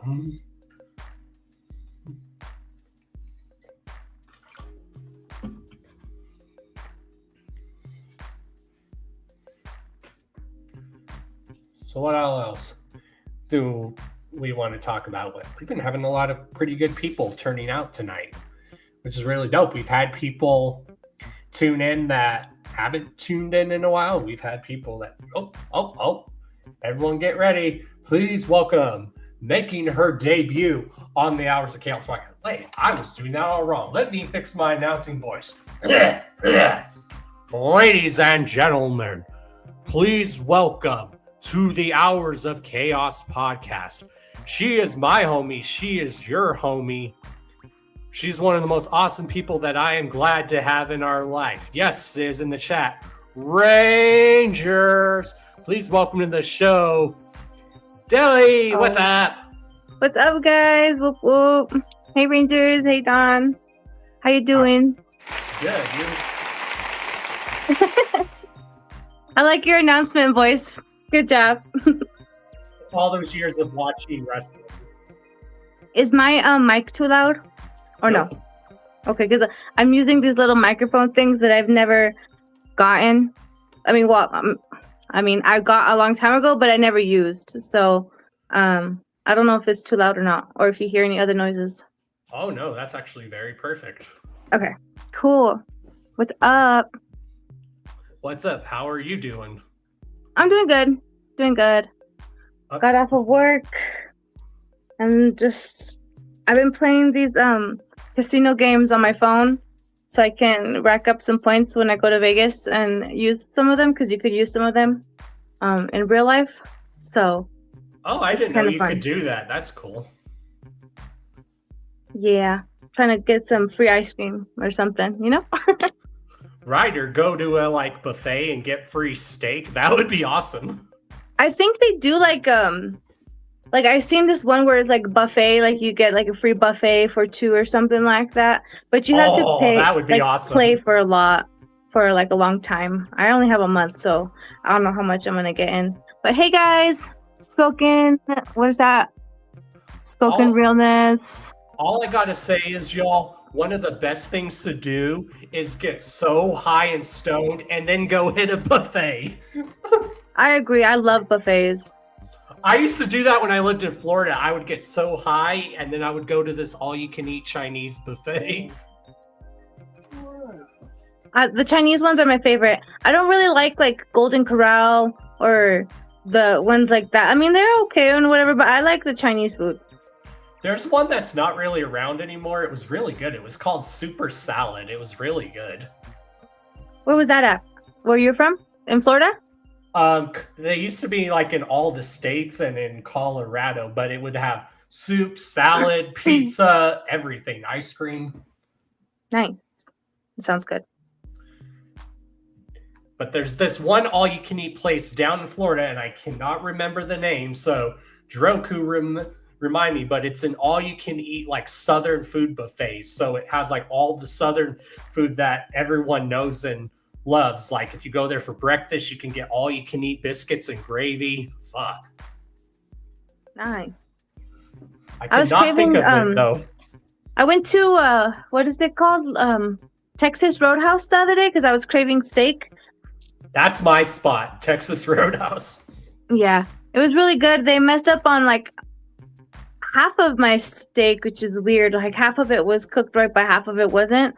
So I told them about it, and they basically brought me a whole new steak and a whole new side and 10 rolls and like 12 butters. I'm like, a lot. Like, you don't have to do that much, but I mean, I appreciate it. They have good customer service. Yeah, they do. Yeah, they do. I give them that. I remember when I went one time, I had like this big piece of prime rib, and they were like, "That's the biggest piece of steak I've ever seen," and they were like, "Are you going to be able to eat all that?" And I did. Nice. It's Fred's. That's what you're talking about. So if anyone's ever in Florida, go try Fred's. It's an all-you-can-eat Southern buffet restaurant. It's so good. Hopefully I can make it to Florida one day. I don't know. Maybe. Right. Yep. I mean, I still have family that lives down there. And then, of course, I do have homies that live down there that say I can always still come down and visit no matter what, which is good. The only person I know is Ari that's down there. But other than that, I don't think there would be any other reason why I would want to go down there. Besides like the beach and or whatever. But there's like beaches somewhere everywhere else. Right now, where I used to live, I didn't live too far from like Devereaux and stuff. Whoa. So when I lived down there, every time me and him would talk, and he'd be like, "Bro, you should just come hang out, and we'll go. You can just come watch me work in the studio or something." So I didn't live too far from Dev when I lived in Florida. We just could never make it happen because we were always busy. Yeah. Well, that's how it is nowadays. Everything's really busy. Real busy all the time, and work takes over people's lives. That, or sometimes you have mental stuff going on, which I truly suffer from that tremendously. Oh yeah, I do too. Yeah. If I'm not, I won't be able to do anything. Like, I had an interview. I think I had an interview with you too, and we had it scheduled, but I couldn't do it because I was all mentally all messed up. And we were both just having personal stuff going on. Yeah. No. I definitely get stuck in my funk, and when I'm in my funk, I go deep into it hard. But when I'm out of it, it's really great, you know? Right. So, and that's how I get, and that's why I tell people who always stays with me or even just keeps me calm when I'm in my funk and stuff. Those are the people that you keep. Like, I always know I can always go to you when I'm going through shit. I know you can always go to me when you're going through shit. Frankie, whoop whoop. What's up, Frankie? You're the homie for real. Yeah. So yeah. Frankie's a homie. More than the homie. Yeah, Frankie's the homie. Brother. Yes, he is, and that's why. Oh shit! I'm all tapping into the microphone. My bad. I'm all banging on it. I've always told people the three people that have always given me some of the best advice. It's always Frankie Goldie, Scum, and then Insane Poetry. Yeah, I think that's some pretty solid advice seeking people. I agree. I mean, hell, even Ouija's given me some of the best advice when all the times me and him have talked. So. I listen to his music. So, like, music goes out to me when I need it to. Like, I don't go and listen to a new album as soon as it's, like, boom, right away. Because I need it for my mental health. Yes. And I need it at the right moment. You know, like, I will listen to it. Just not that. I don't, like, want to force it into my brain right away. Because like then it won't mean as much as it means when I need to hear it when I hear it. Do you know what I'm talking about? Oh yeah, that's kind of like how I feel about like ICP's Missing Link. I know a lot of people don't like it, but at the time that albums came out, those albums came out during a perfect moment in my life when I needed something like that. So those albums legit helped me through some shit. Hence why I always say I will always love tech, because a lot of tech's music legit has saved tech's music legit saved my life. Yeah, no, also a lot of people, I feel like that with their music. Him specifically with one of his albums, I don't know which one it is, but it's the one that's like dedicated to his mom. I can't listen to any single song because I bust out crying every single song, and I can't listen to it because like I'm just so emotional. But I was in a really bad I time know in what my life, song- so maybe I could listen to it now. But I don't know.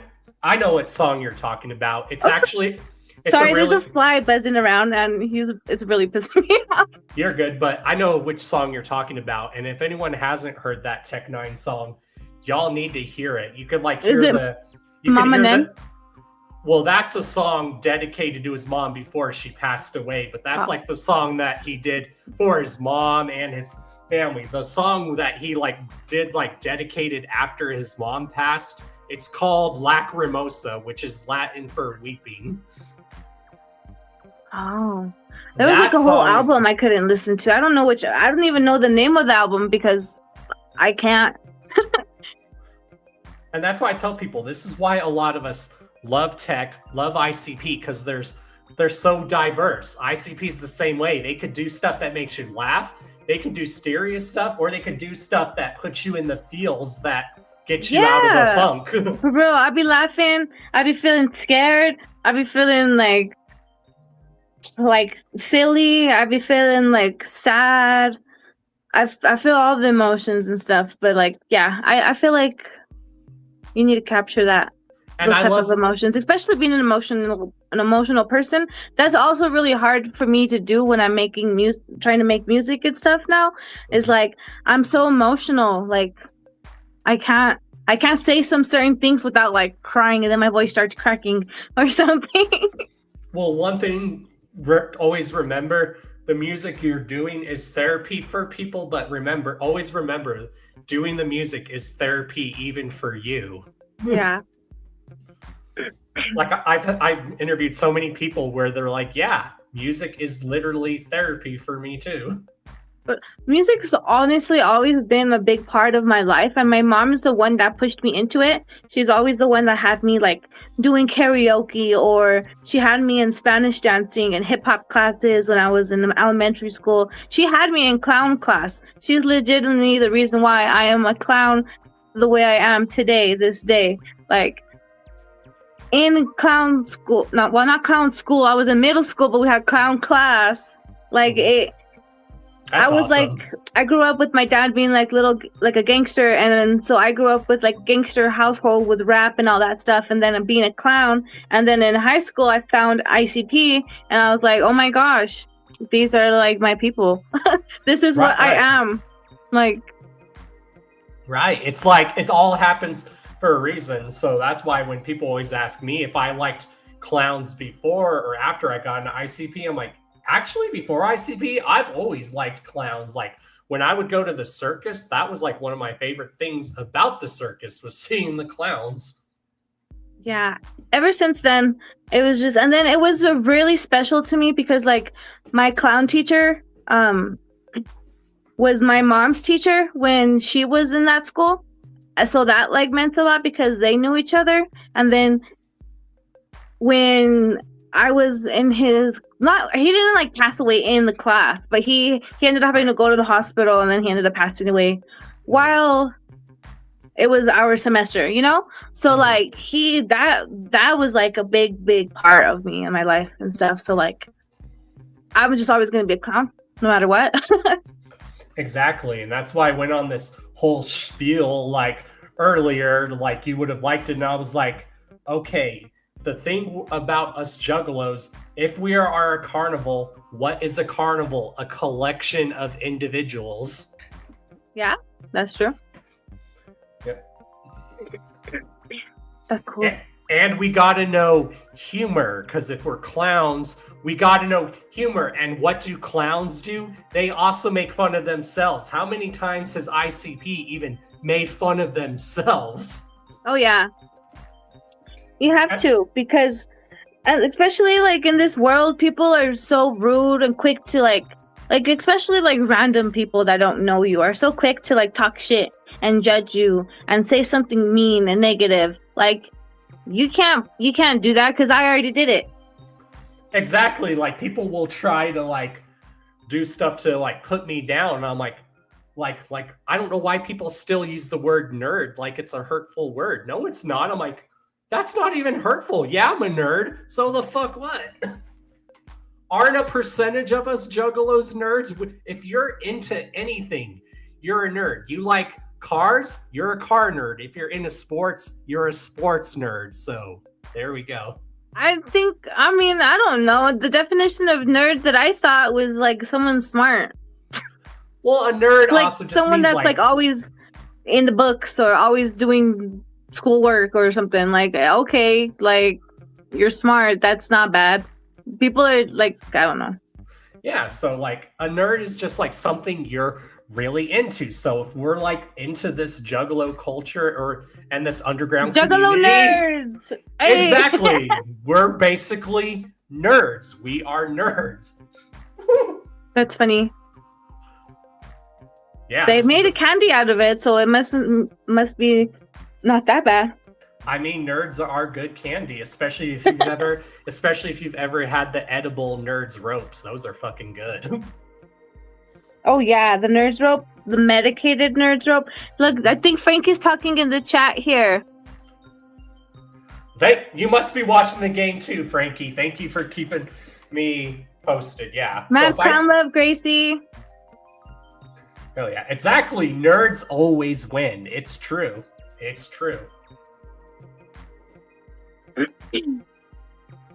So yeah, like that's where we'll actually start the interviews. So like just give a little brief introduction, like who you are, where you're from, and then yeah, we will start asking with the questions. Oh, well, I'm Delidoobie. I am from Albuquerque, New Mexico. And 505 and the internet.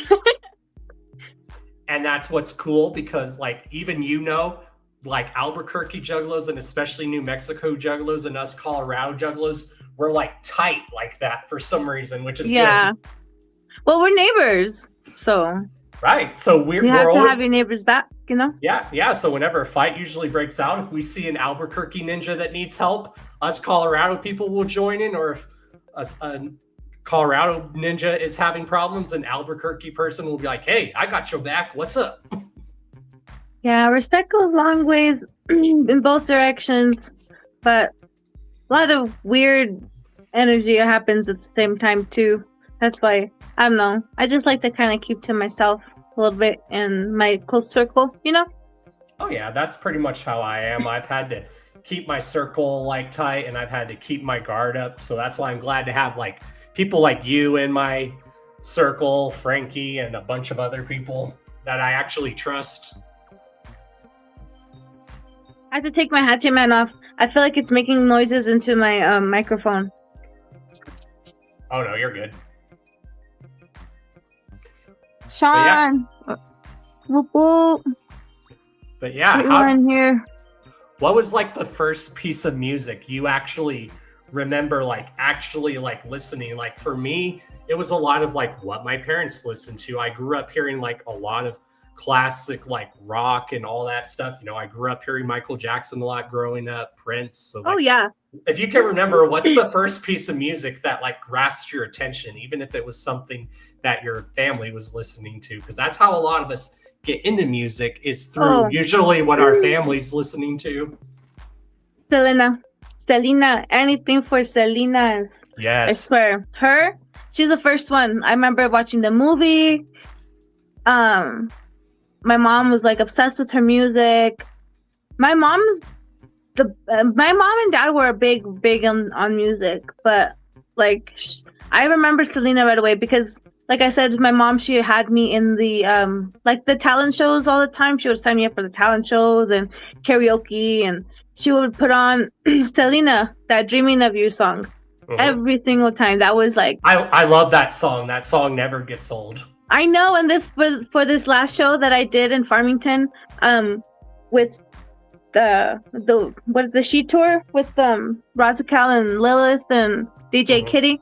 They played that song at the end, and I was already drunk, and I was like, "Oh my God!"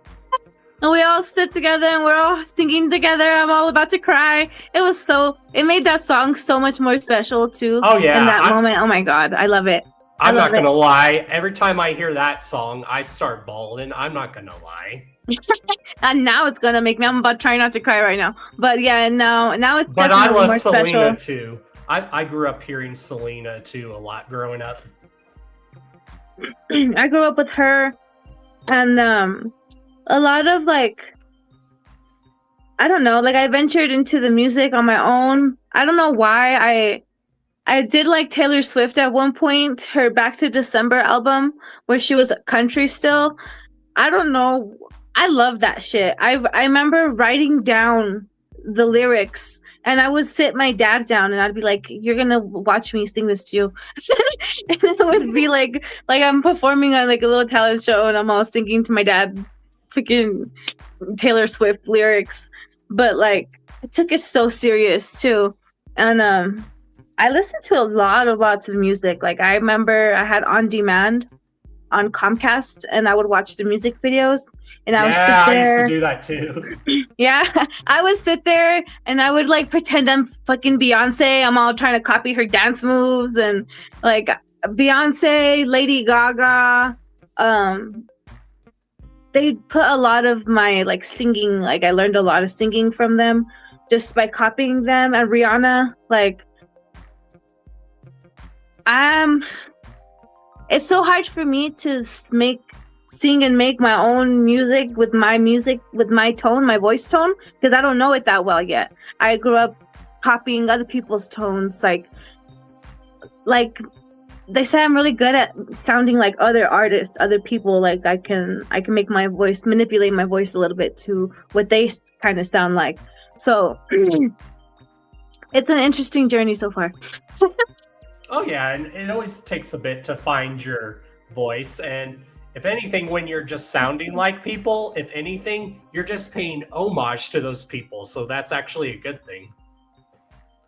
Because how many times has rappers always paid homage to someone influenced them? How many times have we seen Jay and Shaggy maybe mimic a rapper or an artist they were influenced by? I mean, Ouija even does it too. Like everyone will like try to sound like someone, but the way I see it, that's paying homage. So when you're doing that, you're just basically paying homage, which is dope. Well, like, I'm not trying to like copy it into like making my own thing. When I'm singing, I like to enjoy the music. I like to sing people's music and their stuff. And like for example, if I'm gonna sing Lady Gaga Alejandro song, I'm gonna fucking sound like her in that song, you know? Or like exactly. I guess like I kind of in some songs I could find my own voice. But it's like with some music, some male music, I can harmonize with them in my girl voice. Hell yeah! But it's like with Darby, I can do that with Darby's music. Hell yeah! Oh, that's awesome! I would love to hear more of Darby's music sung in a harmony. I think that would sound dope. Oh, thank you. I ain't using AI. Fuck that shit. Yeah, fuck that shit. And that's one thing I'm glad Darby is starting to do more because, you know, Darby always says he doesn't like his singing voice, but we always have to be the ones to tell him, bro, no, your singing voice is good. Keep doing that. Yeah, just no, like, I like just like the first time I heard Ouija sing, I'm like, damn, Ouija needs to sing more. Holy shit. That what is it called? Breathing is Sacrifice or something? Yes. That one? That's the song that I think I mentioned that on our last. I was on something on here with you. That song, I swear, dude, when I'm mentally going through it, I have to play that song over and over and over and over, and I have to cry to it and over and over and over again for a good hours. I will listen to it for hours and I will cry for hours until I am done. And then I'm a new person. And we were talking about earlier music that gets us through. That's one of those other releases, like Ouija Max Corruptus. That whole album, yes, legit saved my life and came out during a perfect time when I needed that music. And that's why I say some people may not like it, but I legit love it because it has a personal connection to me where Corruptus saved my life. So next time I see Ouija again, I gotta tell him again, you know, bro, you released Corruptus at the right time because that whole album legit saved my life with tracks like Breathing the Sacrifice and stuff. Yeah, no, I feel that. Spring Valley is my favorite too to see live. That's when I seen it live when I was in Vegas and I was living in Spring Valley. So I was like, oh, I thought I was the shit. But everyone in Vegas and Spring Valley loves that song probably. Oh yeah, anyone, even if you're not from Vegas, but you have to be from Vegas. You're like, yeah, Spring Valley. I know exactly what. Hey, I lived in it for 2 years, and I was living in that valley. So and I fucking almost broke my ankle, dislocated my ankle, at his show. So you know what? I'm a part of there. And speaking of, I'm going back to Vegas at the end of the month. I'm so excited because this is like everyone that's going to be at this show is all of my family that I met out in Vegas, and I met them because of this show. Not this one specifically, but because of Alice P, Scum, and Metapelli and them. And and I seen Bruce posting, he's like, we need openers for Vegas. And I was like, now that I'm doing music and stuff, I was like, I mean, I do have a purpose into going back over there, but like it gives me more of a motivation and like a push to go forward and go back because I'm so excited to see all my friends and my fams. Hell yeah. I'm all gonna cry. It's all good.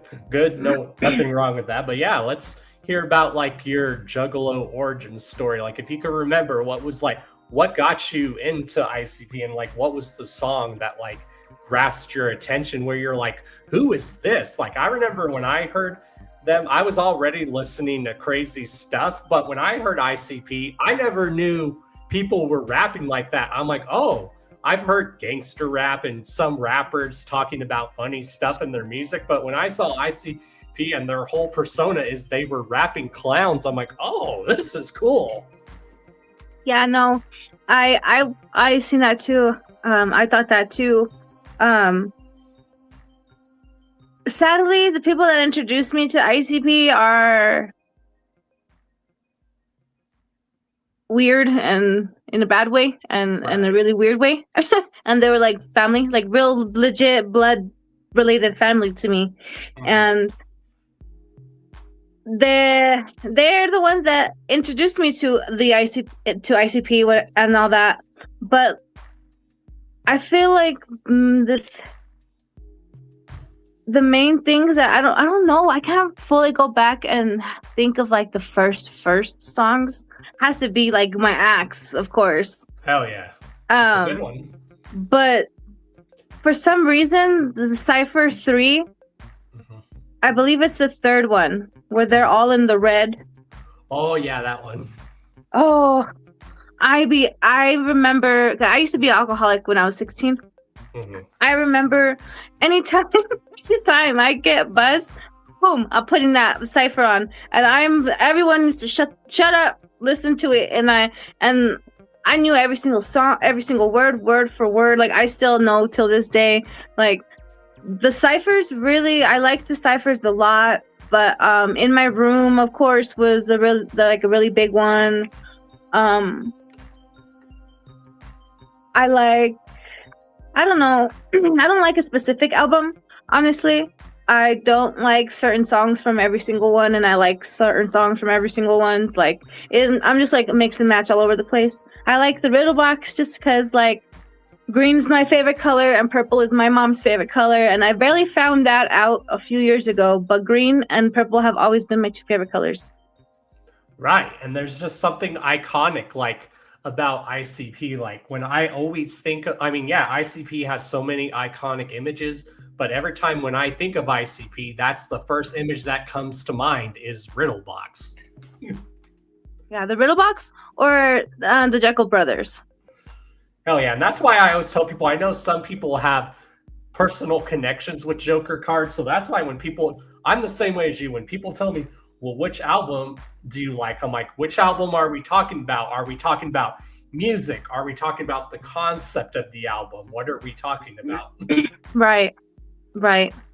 Because you can find everything from every little thing that's good. Like I tell people at the end of the day, that's one of the other many reasons I love about ICP is they'll still sound like the ICP we know and love, but they also sound different, which every album, they try to make every album have its own sound and unique thing. Like you could tell the time period of what that album was when they were going out. Like when you hear Carnival of Carnage, what do you hear? You hear a lot of early 90s hip hop around that time. You hear like NWA influence. You hear a lot of Beastie Boys influence. And then when you had Malenko and Jekyll Brothers come out, you hear like a lot of rap metal influence. You hear like a lot of Limp Bizkit, Korn, and all that, Slipknot.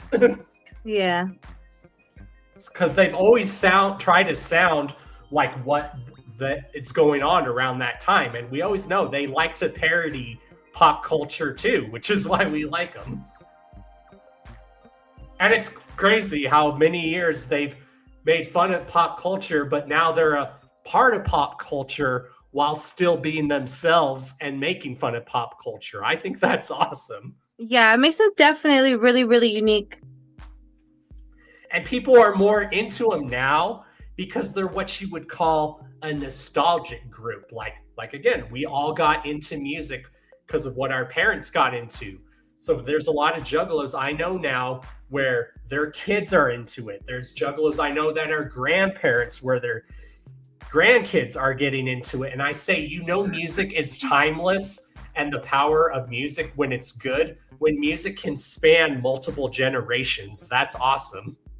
Well, it's funny because like, I don't know. I never heard any type of like juggalo-ness coming from my mom, but the people that introduced me to the music, are related from my mom's side of the family, but she never introduced me to them. Like, I didn't know them. And then, so my mom ended up passing away. And then like years later on, my dad finally took me over to this family and he was like, this is your family. And I'm like, oh, okay.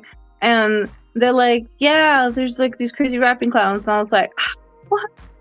And I was just fucking sold. But like, my mom wasn't juggalo, but I started showing my dad it. I don't really talk to my dad anymore now, but when I did talk to him, I showed him the juggalo and he'd call them the posse. He'd be like, oh, because he knew I'd be going to the gathering and he'd be like, go be careful at the posse. And it's so funny. But he likes the juggalo music. I showed him a lot of it and he liked it a lot. Oh yeah, and I always tell people, you're always good. That's one thing about ICP that's good. Even if you're not fully into it, you're always gonna, even someone on the outside might find something they like. Like my mom, I've showed her some music and she's like, okay, that's really cool. I like that song. And I ain't gonna lie, there's some songs that I absolutely will not. I'm like, oh my God, no, I can't do this song. I have sensory issues. If a song has too many sounds that I do not like, or if I don't like the way they're rapping it or the way that they sound, I hate to be that type of person, but if I'm like, oh no, I don't like the way they sound, I'm not gonna fucking listen to it. I won't. And I don't care. Like, if someone doesn't like the way I sound, they don't have to listen to it. I don't give a shit, you know? Like, right. And that's why we're all individuals. We might like something, but someone might not like that. But if someone does like what we don't like, that's totally cool too. And that diversity, that's like what makes us all unique and everything. Like, don't get me wrong, people hate on me so much for this, but like, I don't really like Suicide Boys much because I always feel like I'm being yelled at. Exactly, and that's kind of like how one of my exes was. She liked Suicide Boys, but she didn't like all their stuff. Like some of their depressing stuff she didn't like, but the stuff where they're just straight rapping and going in, that's the stuff she likes. Yeah, when they're like, just like the energy is just like energy is like energy is so high. I'm like, oh no, my brain is like no. Well, even though I listen to dubstep and like really like heavy bass mixing, but I don't know, something about them words, they put a lot of fucking emotion into it, man, and it gives me anxiety. Right. And the best book I recommend people read, because, and I think you should read it too, everyone should read it, it's a really good book. It's called This Is Your Brain on Music, The Science of a Human Mind. And it explains why we like certain sounds in music, why we don't. And it's really interesting. It will blow your mind. You're like, oh, that is very interesting. So yeah, again, y'all, I'll say it again. It's called "This Is Your Brain on Music: The Science of a Human Mind." It's a really good read. I watched something like that on TV one time when they were like, music gets you like drunk, so type of way. They can play a certain type of frequency. I listen to frequencies when I sleep. I have to go to sleep with headphones on, and I have to listen to a 432 hertz frequency or a 777 healing frequency, and I listen to it the whole night. If it stops, I wake up in the middle of my sleep and I turn it back on and I go to sleep. That's what I do. I have to have psychic. Psychic. I have to have some sort of background music too going on when I'm sleeping, whether it's at the TV or it's some relaxing music, or if it's like rain relaxing sounds or something. I have to have something going in. And in that book, it explains how we fall in love with music. Maybe there's something in the beat that keeps us going. That's why you watch babies, or when they're jamming out to music, you start seeing them doing this because there's something that the beat is making them do that they love. And then they said the next phase of liking music, maybe there's something in the lyrics that you relate to and you're like, oh damn shit, and then the relatable part hits. So it's a good read. I recommend you guys read it. Again, it's called, I'm interested in that. Again, y'all, it's called, even if y'all don't read a lot, but I recommend it. Again, it's called "This Is Your Brain on Music: The Science of a Human Mind." It's so good. I've only read one book in my life. To be honest, I probably won't read it, but I like the way it sounds. Yep. But yeah, it's a good read, even if you're not much of a reader. Father of Chaos. Oh, wait, are you Jess's dad? Yeah, I'm trying to think. I love Jess. Thank you for bringing her into this world. Then yeah, I guess so. I think that's what he means. So yeah, he said he started 3 generations. So he's an example of a generation. That's my favorite girl. She's up here on my flag. So yeah, he's an example of a generational juggalo. So there you guys go. Aw. I hope she can make it to Vegas if she feels good enough. I miss her so much. Hell yeah. So aside from like other music, what else can we talk about? Oh, what would, if you had to pick, what are some of like, even though I know it's hard because like you said, you do like songs from each album, but if you had to pick, what would probably be some of like your favorite psychopathic albums of all time? Like even if they're old albums, like I don't care what anyone says, and it's just because I came from that generation, but even people that feel a certain way about it will still like agree with me on it. And even if y'all don't agree, that's fine. But in my opinion, the most perfect Psychopathic Records album of all time is that original Tales from the Lotus with the red cross. That one is flawless. I'm gonna look like what is it called, the Jeff? I don't pay attention to the names of the songs that much. So when I listen to music, sometimes I just listen. Oops, I don't listen to like whole albums straight, you know? Right. Like, that's how I am too. Like, I get kind of bored with it because like how you say the albums, they have this certain like sound to them, or like this energy to them. Mm-hmm. Like I don't know what's wrong with me. I needed something different, like each one. Like so, and that's why I think a lot of artists are making more concept albums where people can be like, hey, this is a concept album. You can listen to this from beginning to end, and it's like a movie. And I'm glad artists are starting to do that more, where they're like, hey, this is something you can listen to from beginning to end. This album, you can just skip whatever, but this one, you can listen to whatever. Like, there's times like that. Like, when I first hear an album, obviously I'm going to listen to it all the way through. But then when I'm done listening to it all the way through, then I just hit the album on random, which is even like better. the shuffle. Yep, I'll do that. Yeah, I do that too. But honestly, I haven't done that in like a really long, in a really good while. But yeah, I've been letting the songs, music come to me when I need it. Right. That's how I've I been am. really weird though with my music lately. Like I'm scrolling through my music, my YouTube music, and like I'm not wanting to listen to anything. Like I'm like kind of like burnt out on Ouija Mac. I'm like with Tech Nine, don't really listen to him that much anymore.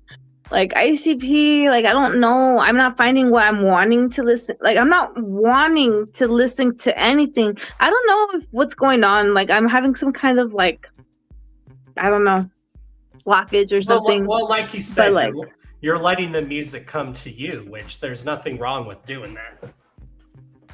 Yeah. That's sometimes what you got to do. Sometimes you got to like let the music come to you. Like I've found so many songs that would just randomly pop up on my feed and I'm like, what song is this? And then I end up loving it. So that always helps. Sometimes with the algorithm, when YouTube will suggest something to you or Spotify will be like, oh, you might like this song. And then you check it out and then maybe you like it, maybe you don't. Let's see here. Adam said King Diamond is the king of concept albums. You know what? I don't know King Diamond's music, but I watched his Puppet Master video on YouTube, and he's a really good freaking storyteller, man. I want to sit there, crisscross applesauce, and have him tell me the story in real life, because he's a pretty cool, creepy man. Is he still alive? Yeah, I believe so. And from what I've seen in footage, I heard his live performance is amazing. And I don't care what anyone says, I think he would be a good addition to the gathering. I think he'd be done. like a nighttime sorceress magician story time. Oh, yeah, while you're tripping out on something. Yes. Sorry, I'm trying to get this fly out of here. It's like, but yeah, I can't. Yeah, and that's one thing I always like about the gathering is they bring diversity to the gathering. And like I've always told people, and we always say this, if you don't like someone who's performing at the gathering, it's that simple. Go do something else. Yeah. You know, there was some acts that I was like, I don't really know. I was like that too. I missed out. Like I didn't know Lardy B that much until like the first gathering I went to, which was like 23. And I was like, and it was popping. And like the only song I knew that she did that parody one of Cardi B's that I Like It Like That, you know? So I was like, I didn't really know her music that well, but now I fucking love her. I love all of her songs, Demon in Leather. Like I fucking love her shit. Who are you talking about, Lardy B? Yeah, Lardy. Oh yeah, she's awesome. And even if you've seen her stage presence, she has a great stage presence. So fucking stupid because I was like, she's a beautiful woman. I don't care what anyone says. Oh, she's so gorgeous. I love her. Her voice is gorgeous. She's beautiful. Her stage energy is good. Her little dog is so cute. Her life, like she's goals. She is goals. Oh yeah, and I found even people like that at the gathering too, where I was like, I'm not sure about this act, but then I stayed and checked them out. I'm like, okay, this is not bad. Hey, is that Will? Whoop whoop. Oh. I think so. Oh no, it's not. I know that word. I know that name. I know you from somewhere. Whoop whoop.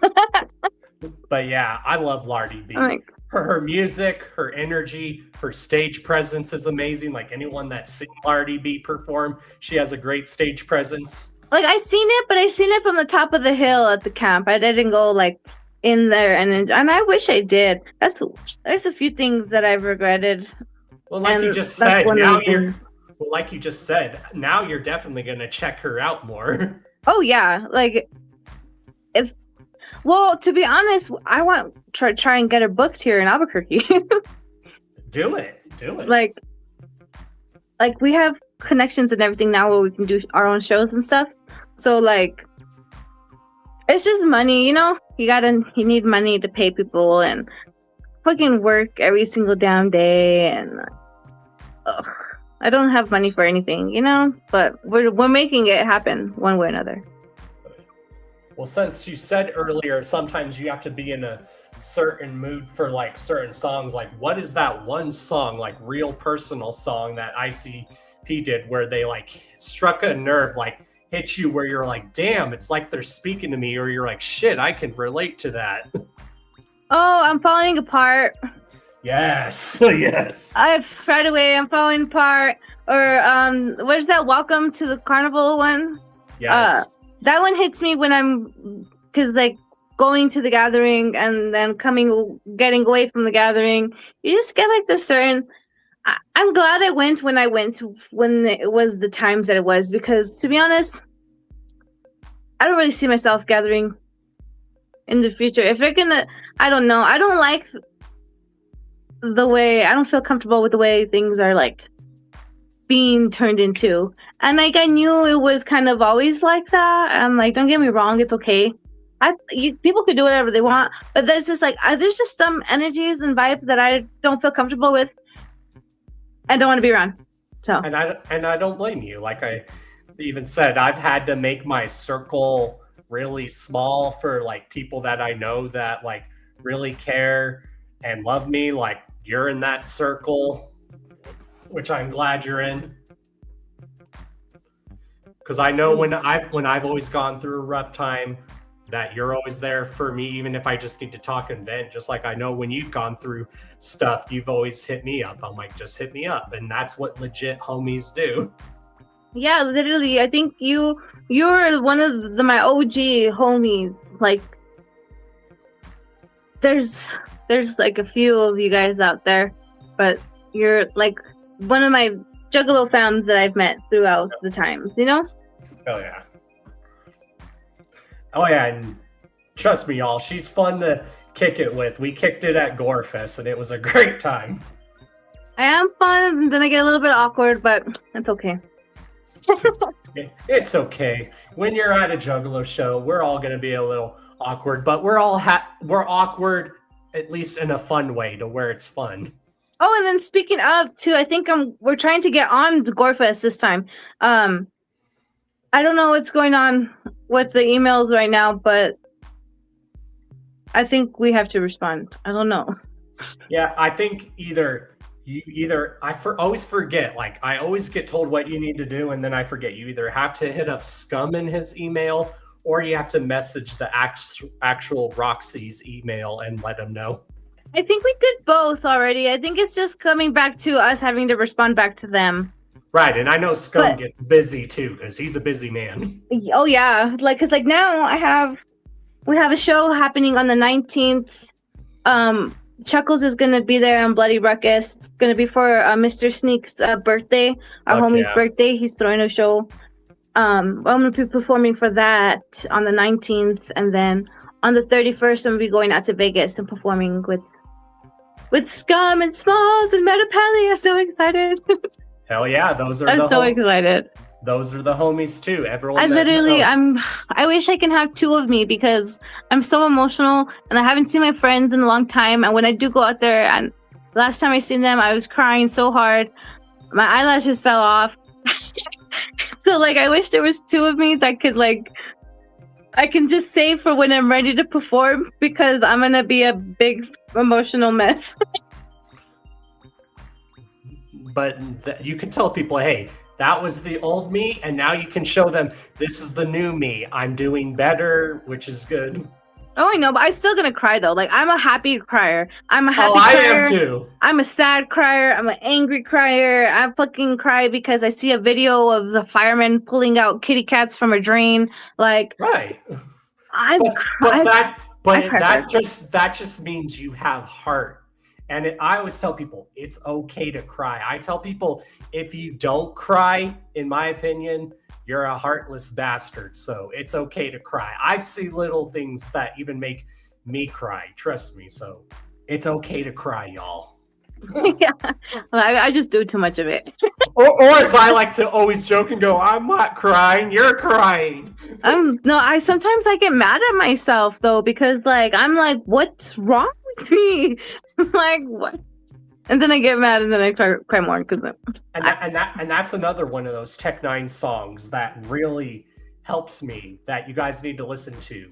The song is called One Good Time, and Tech is like explaining the song that he just wants a reason to cry, but he can't, and It's such a good song. You guys need to listen to it. Oh, I can tell you one of my favorite albums from Tech Nine is the Storm. Yes, that is a good one. A lot of people hated Hands that down, album. or hands up, or down, whatever the fuck. A lot of people didn't like that album, but that album helped me through, especially that song, Fuck Everybody But Me. That's my jam. I love that. Wet, Mind Cuff, damn, I can't think of any of the other songs, but I love that album. I remember. And you can't forget, and on the Storm Remember, he did a song with Jonathan Davis of Korn, which is dope. Oh yes, I fucking love that one. What is it called? Jesus, I know I can't think of it neither. I always remember it and then I forget, but I always tell people it's the song with Jonathan Davis. But I love Jonathan Davis. It's one word. Fuck, it's a one-worded song. I know that for sure. Let me see. I'll look it up. I'm like, if I remember correctly. You cried today? Oh, well, I'm proud of you for letting your feelings out. I'm gonna, you know what? I should make a shirt. I say, have you cried today? I probably did. Maybe not like showingly, but probably mentally I did sometime. I'm gonna lie, I almost cried twice already during this interview. What is the name of that song? I swear it's a one-word song if I remember right. If not, then I'm just bullshitting myself. I think the song's called Starting to Turn. Let me see. Maybe. Do you mind if I go to the restroom real quick? Oh yeah, go right ahead. I'm going to go also. Okay. I'm gonna take a little break. I'm gonna leave my microphone here. All right, we'll be back, y'all.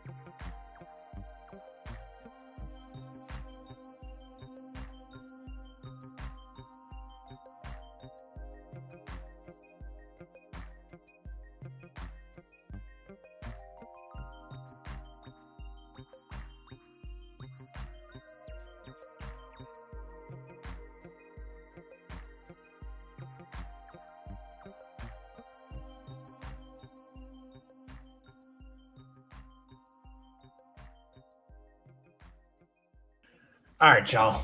I'm back. We're just waiting for her to come back. Oh, did we win? It looks like we won, y'all. Did we? Did we? Is the game over, or is it just...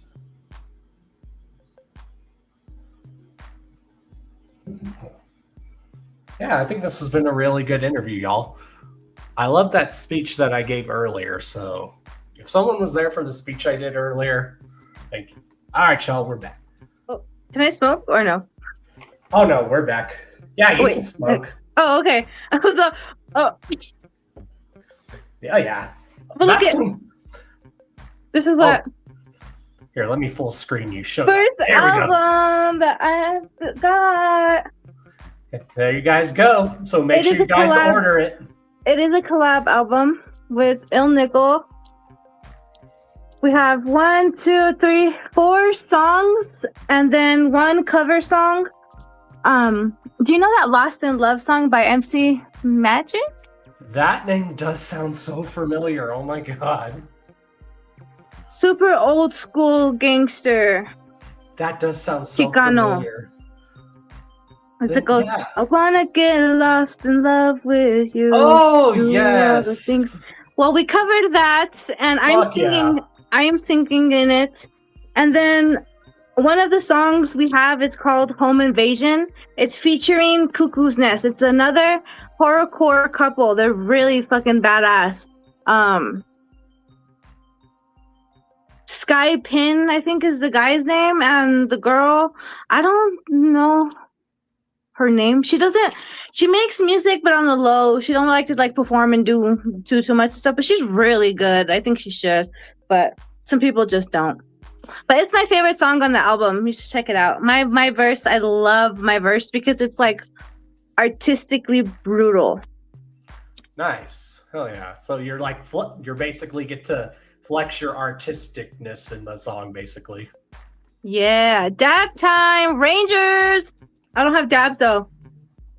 But yeah, I found out what that Tech Nine and Jonathan Davis song is. It's called Starting to Turn. Okay, Starting to Turn. So yeah, not one word. I was completely wrong. So if anyone hasn't, me and her recommend you guys listen to that song. It's called Start Turning by Tech Nine and Jonathan Davis, Starting to Turn. There's another one. Doesn't he have like a song called Maggot with one of the Slipknot guys? Well, he has a song called Withered with Corey Taylor. Oh, no, Withered. Thinking of Slipknot Maggot. I mean, Tech Nine My does... memory's so fucking stupid. Yeah, I'm talking about that one. I mean, Tech Nine does have a Slipknot tattoo. Yeah, I could see it. I mean, that's one thing I've always loved about Tech Nine, why me and him have in common, and me and you, and I think as us juggalos, yeah, we love juggalo music, but we all just love music as a whole. That's how I am. I tell people I just love music. Like, oh yeah. I try to give everything a chance, which is good. Yeah. To be honest, only thing I really don't like too much is the really hardcore Spanish dun dun dun dun dun dun with the accordion and then every single song at the end dun dun. Like I hate that shit. I'm Spanish. I love my Spanish music, but I love every other one besides that kind. Like I don't know. I like country, I like rock. I don't like deathcore. I don't like screaming. Right, and I like country too, but I always tell people, and I'm sure you know this too, because we're about the same age. Old school country is phenomenal. I really like country, but I'm such an emotional person. I so can't if you're listening to to country, you're probably going through something, is what you're saying. Oh yeah. I'm like, need you now. I'm like crying, trying to sing. I'm like, no. That's why I love music, because it brings out so many emotions, and that's the power of music. If you're going through a rough time, maybe a sad song will help you, and that's the power of music. It can bring out so many emotions. Mm-hmm. Yeah. Like, I remember when I used to hang out with my cousin and we'd be like, yeah, I was like, time to cry. And she's like, yeah, it's time to cry. And literally we would like buy some alcohol, get drunk and listen to Eminem and cry to fucking the one where he's talking about his daughter.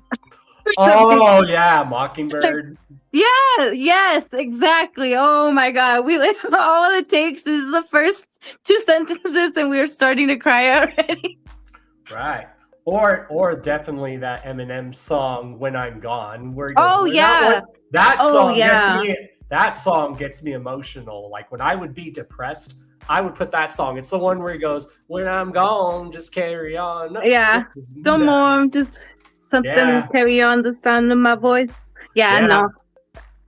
And that's one thing. And that's one thing I always love about Eminem is, yeah, he would do crazy off the top wall music, but he also would have that soft spot in his music. Same with ICP. They do clowny stuff, but then they do that stuff that like hits you in the heart and stuff. And that's why I love diversity in artists. Damn, what was I say? Oh yeah, you were talking about like my past music, what I like first started growing up on. So I had this computer when I was growing up, and I had Michael Jackson on it. I had a lot of Michael Jackson on it. I did have one crazy Spanish song. That was the only one that I had on there. I remember I would be playing that. My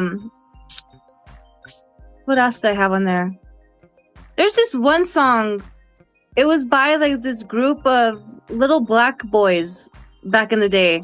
I have no idea what they're called, but it was like cool it now. Oh God, I haven't heard that song in years. Jeez, I had the music video. I had it downloaded onto my computer. I loved that song. Oh my God, that song, Michael Jackson. I had the whole album downloaded, and I'd be dancing in my living room. My dad would be like, "Okay, we get it. You know the whole song." Oh yeah, I would always dance to Michael Jackson when I was little. Like, I'm sure my family has footage of me dancing to Michael Jackson when I was little, or Prince. Smooth Criminal was my favorite. I mean, how could you not like him? Look at his stage presence and when he danced. I know. I don't know. People are just because the way he was, people didn't like him. You know, like, I don't know. Everyone does shit. If we were to not like anyone for a specific reason, no one would like anybody. Right. Yeah, like he makes good fucking music, and I will listen to it. Exactly.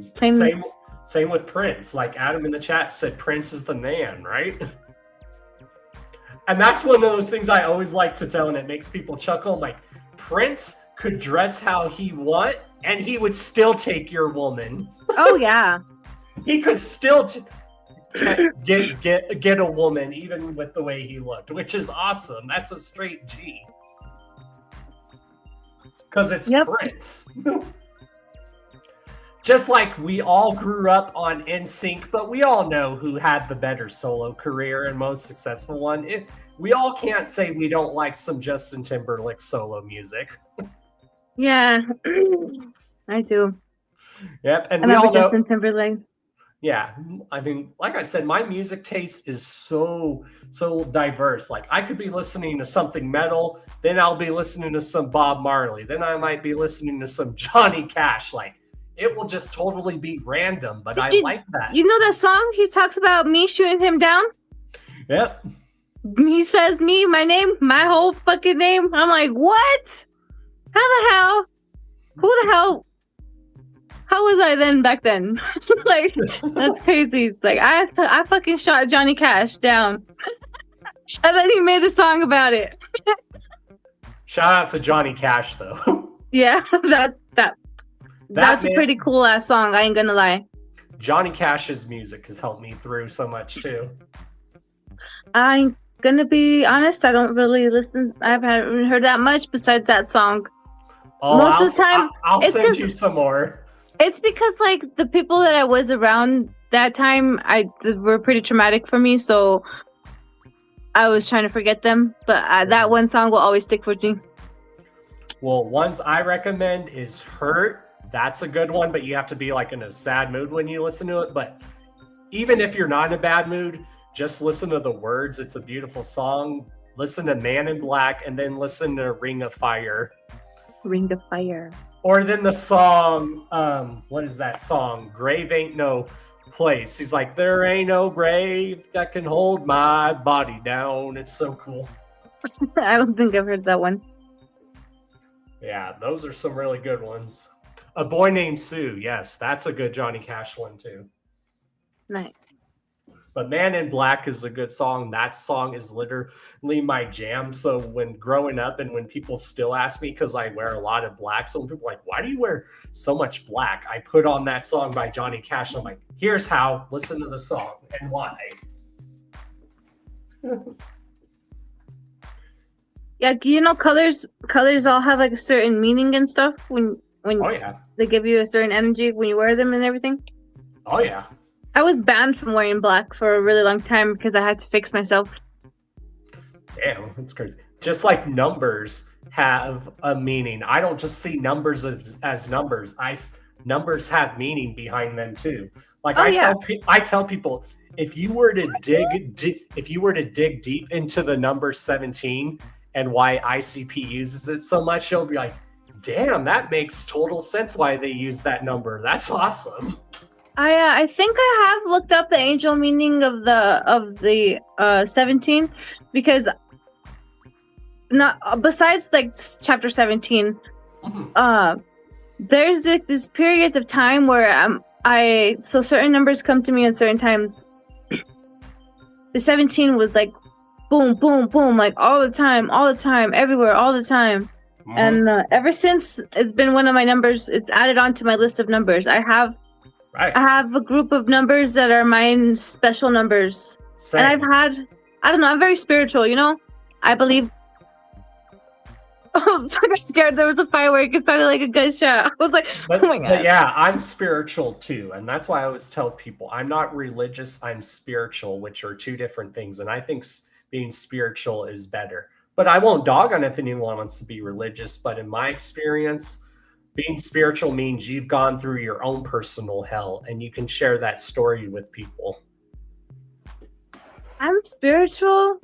I was forced to be religion, but I seen the dark side of it. Same. and the lying part of it.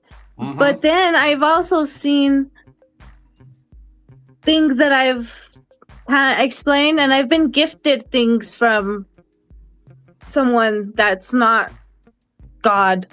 But it's so weird. So like I know something's there, but I just haven't had my time with whatever. I don't know. I do believe that everything had happened and that they are spirits, but I don't believe in them how other people believe in them and how people. I don't know. Like, you're in control of your own life.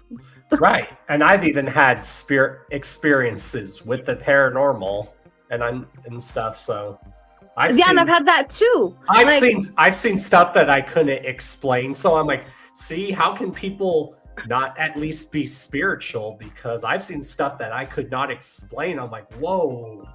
Yeah, I've seen things, and I've had encounters with like psychics and stuff like that, and people could not believe them all damn day. But when I moved to a complete different state and I know nobody at all besides two people, and I am working by myself in a mall where I don't know anybody, and this random lady comes up to me and she starts telling me that my energy is calling out to her because I need an emergency reading, and she gives it to me for free, and she freaking tells me almost everything that I need to know. How is that not real?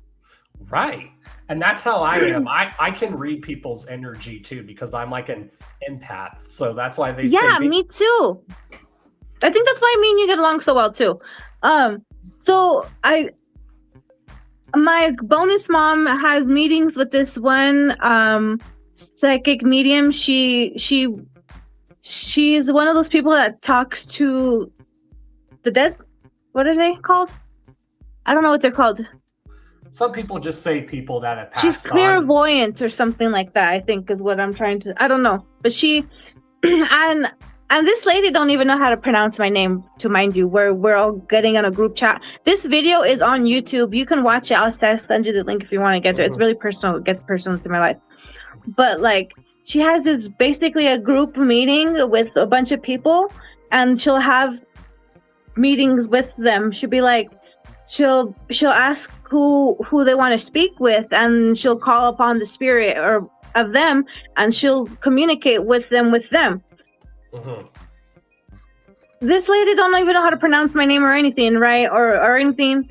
And in the middle of our thing, like this is when I first made my first song. My dad made Miss Doobie. Mm-hmm. And I didn't even put it out into the public yet. I just finished recording it the night before, okay? Mm-hmm. She goes, so your mom wants to know about this song. Mm-hmm. And we weren't even talking about music. She didn't even know that I made music. That's crazy and interesting. I was like, I just started crying. I was like, it's fucking crazy. Because, like, she's obviously here. You know? They're obviously still here. You obviously are still here when you go. Oh, you yeah. know? You always leave a part of yourself, I always think. And like we can sometimes, my dad can sense that part of my grandpa's presence is still here in the house because he can smell the smell of cigarettes because my grandpa was a smoker, and he's been gone for years. Yeah, that happens. That does happen. I used to be able to smell the smell of insulin. My mom was diabetic. Mm-hmm. But I could connect you with her too. Like, it's a really good, and it helped me mentally a lot because I was super, super sad and missing her a lot. But then I realized that she was just always there. Right. She's just telling you it's okay. I'm still here. Yeah, because she was basically just telling her, she's like, as soon as she came out to her, she was like, oh my God, I'm so proud of her. My mija. She's like, she's just surrounding you, hugging you, telling you she loves you, and that she's so proud of you the whole time. And I'm just like, this is crazy. Damn, that would make me emotional. Oh, I was crying the whole time. But it was like, I needed it. You know, it was so crazy. And then she wants to tell you that she's proud of you for stopping what you were doing. She's like, were you on any type of like substance? And I was just like, it's like, damn, what the fuck? Like, I was, and I did stop, and I haven't done that shit in like, I don't even know how many years, like 10, more than 10. I don't even know. I haven't kept track because never gonna go back. But like, she knew about it. Like, she just knew so much. It's so crazy for it not to be fucking real. And she's just this complete random lady, you know? Right. And I think people like have those gifts. Like I do have a gift like that too. And like how you said, you're an empath, I'm an empath. That's probably why we have a good connection, because we can sense each other's good energy and stuff. And that's why we vibe with each other. And like, not to hate on the new guy at my work, but I think he's like a crazy psychopath, and I've dealt with them type of people before, and I know a manipulator when I see one, and when they speak, and I'm just like, oh my God, he's literally on an ankle bracelet, and I'm like, yeah, I wonder why. I was like, I bet you it's because of a domestic. I bet you not, because he's violent. He likes talking about violence, and I looked him up. Two domestic. Battery on a house member and one battery. I was like, I knew it. See, you were going by the vibes he was giving off, and then you looked it up. You're like, see, once again, my vibes were telling the truth. That's really hard for me to make friends because of that too. Because a lot of people don't come with like the right intentions and energy and stuff. And I can hang around with you once or twice to read you and know. Sometimes I'm a little off, like, don't get me wrong, I don't know why, but in like relationships I think I know everything, but I don't. But sometimes I do. But like I'm a very big overthinker. Oh, I get that from my grandma. I overthink too. But I think overthinking, in my opinion, it's a sign of intelligence, actually. I don't know. I hope. Like I used to overthink to where I would make myself crazy, but I try not to do that anymore. Yeah, no, don't do that because that's really bad for your heart. My grandma had heart surgery because she she overstressed herself and always she did it all to herself. Like when I lived with her, she would be like, "Oh my god, where are you?" And I'm just like, "I'm up the fucking road." Right. That's how I am too. But like I tell people, when you have anxiety and depression, sometimes overthinking is hard. But I've been getting better about not overthinking now, which is good. Oh yeah, I agree with you. It's so hard. Like, but especially when you're not comfortable about it. I've gotten better about it. I feel like when I'm not comfortable in something or something's new or like I'm not doing the same. Damn! I really shelled myself up. If I'm not doing the same thing, I feel weird. For like example, like I don't know. Say like my friend will just like go off and then they're like not talking to me and I'm like, oh my god, did I do something to them? Did I say something to them? Oh my, are they feeling a certain type of way? Oh, they don't like me anymore. No one likes me. Like, you know. Yeah, I used to be like that, but now I'm really not so much anymore, which is good. I'm like, that's why I kind of just started realizing, like, I don't even care. So if they're gonna put That's in how I energy, am too. they'll put in I'm energy. like, that's how I am too. I'm like, I know who has love for me and who has my back and who doesn't. And I'm definitely glad you're one of those people that I know that definitely has my back, just like you know I have your back. I was gonna say, look at Johnny Cash is on my lighter, but it's Elvis. That would have been crazy. It's like, oh, sign. There's your sign. Oh, I think you should really watch that video. There's a lot of interesting things that, like, she tells me. Like, when I used to live out in Vegas, there was this big old tree that was in front of my balcony, and there was birds in it chirping all the time, and these birds were driving me crazy. I would literally try to put hawk and owls hunting, screeching noises on my speaker to try to scare them away because I didn't want to hurt the poor babies.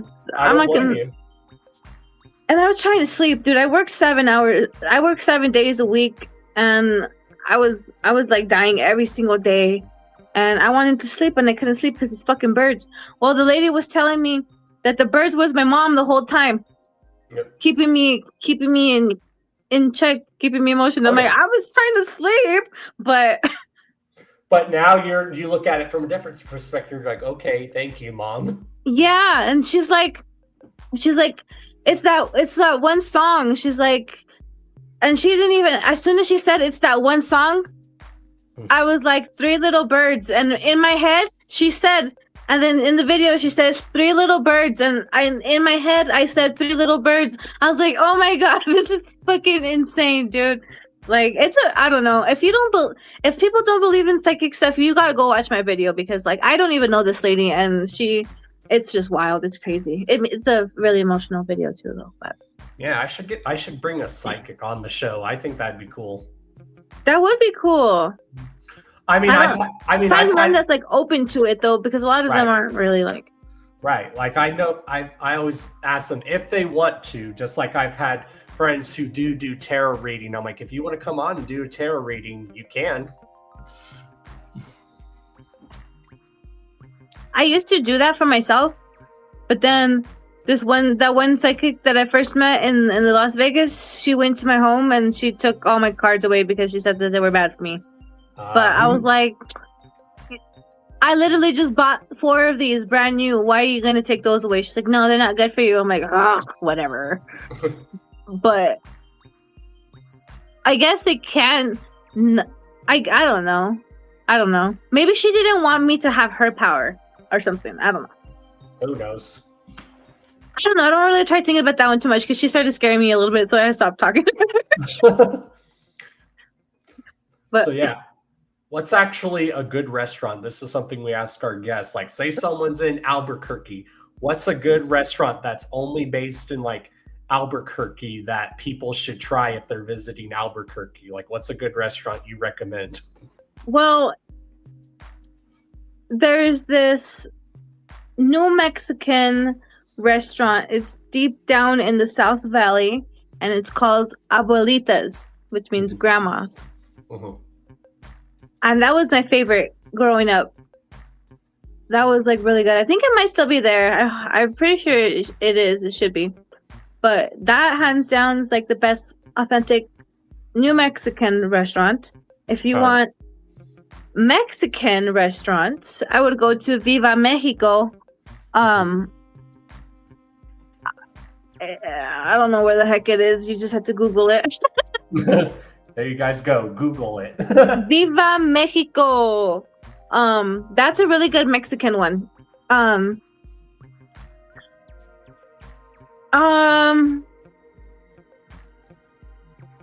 don't know. I'm trying to think of. Oh, Route 66 Diner is the good. I think I've heard it. I think I've heard historical type of thing. You know, when you come. So it's like one of those old-fashioned diners. I love places like that. Yeah, as soon as you get into town, coming from east, it's on Route 66. What's their best thing there? Like, do they have a good burger? How are their milkshakes there? To be honest, I've never even been there. but you've heard it's good. I've heard it's good. Yeah, I've always hear about it all the time. I need to go there maybe one time, but I don't know. I never took myself there. Oh yeah, those are the kind of restaurants I like. Like, it's good Mexican food when it's authentic and it's family owned. That's how you know it's the best. It's a good Mexican salsa when it looks like a drug baggie. Yes. That's how my friend's mom used to make it. Fireworks are scaring me outside. I'm not liking this. Yeah, you know what? How hot it's being outside, you would think that people are like not wanting to do it. No, I think we should try to not burn down our lives instead of wasting our money that we're working on to burning us. Well, remember what I told you earlier. We've been in a heat wave, and just alone in our part of the country, Colorado, New Mexico, our part of the country, we have a total of 50 wildfires in the country. And even in Colorado alone right now, we have 6 wildfires in the state. That's scary shit. Because we've been in a bad drought. Because we didn't get enough snow. And that's why I tell people, no, we need the snow. Trust me. And our river's dry. Does the Rio Grande go through through Colorado? I think so. I know some of our rivers and lakes, the water's usually high and now they're low. It's crazy. Yeah, our river is completely dry. Completely dry. God. And people don't believe in climate change or global warming. There's your evidence, y'all. I know, but they ain't gonna do anything about it. What pisses me off about Elon Musk and all of these billionaire, he's the world's first fucking trillionaire. You know what? That's some greedy ass shit right there, because it doesn't take much to change people's lives, and it doesn't take much to let us just do what we need to do to fucking survive. But they're so greedy and so twisted in this weird whatever the fuck's happening. Like I watch this one guy, his name's MD Motivator or something like that on Instagram, and he goes and he helps people. He'll pretend that he needs help, and whoever goes to help him, he'll give them $1,000, and then he'll start GoFundMe's for people, and or this one guy that goes to some where is it Puerto Rico or somewhere where people don't even have houses, where their 8-year-old kids are selling chips of bags on the streets. They don't have a fridge or anything. He'll go to them and he'll ask them if they can give him something to eat, and they'll there and a lot of them be yeah, come in, and they'll barely make them his last egg or something, and then he'll literally go and build homes for these people, and it just takes a few $1,000s. It's not even that much money to change someone's life and give them a home and a farm. They give them a home, they give them a little store, and then they have a farm so they can provide for their store that could provide for them and their home. And he changes so many people's lives like that. And he like. And he Like, just these does people- it, and he just does it out of the kindness of his heart. Yeah. That's why I tell people it doesn't take much to be a kind-hearted person. Like, yeah, it is when you have hateful people, but that's why you gotta associate yourselves with other kind-hearted people. Yeah, like it's so sad that money rules the world, but and like that's like the only way to help people. It's messed up, but like it is, or like just acts of kindness. Like I don't know, that's the type of things I like to watch on my Instagram and stuff like that. Like I don't like to watch all this weird nonsense that's happening and like just like Right.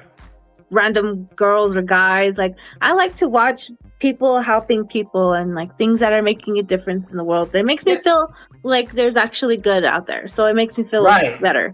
Like when you watch those videos of animals being rescued that were abused, those are the kinds that I love watching because they make me happy knowing that there's people out there helping animals because I would Like do the the same turtle. thing. Have you seen the turtle that Yes. was living on the floor for 50 years? Yes, that one made me cry. Man, I'm like Rockalina. I know, and those kind of videos always make me sad, and I was like, Oh, gosh, good for you, Adam. You're a good person. I always wanted to like volunteer at some. I want to do shit like that, but I'm fucking so stuck on working every day. I hate it. Yeah, I think my cousin, I did some like charity work at the Red Cross, or she went somewhere and did some like charity work in like it was either Australia or Alaska. It was really not Alaska, Australia or Africa. It was cool. Oh wow, cool. That's why I tell people there's so much hate in the world. Maybe we need to spread a little bit more love because life is short, y'all. Yeah, it is. And that's why, honestly, like and that's why I tell people we gotta stay united because that's what the other people want. And that's why I tell people these aren't just words, they're powerful words. And I'll say them again tonight. It's called United We Stand, Divided We Fall. Yeah. And like they say like words mean a lot of things. Like I've been really into like ghost hunting and stuff like that, and like Same. I don't understand, like with talking with spirits and stuff, like communicating with them.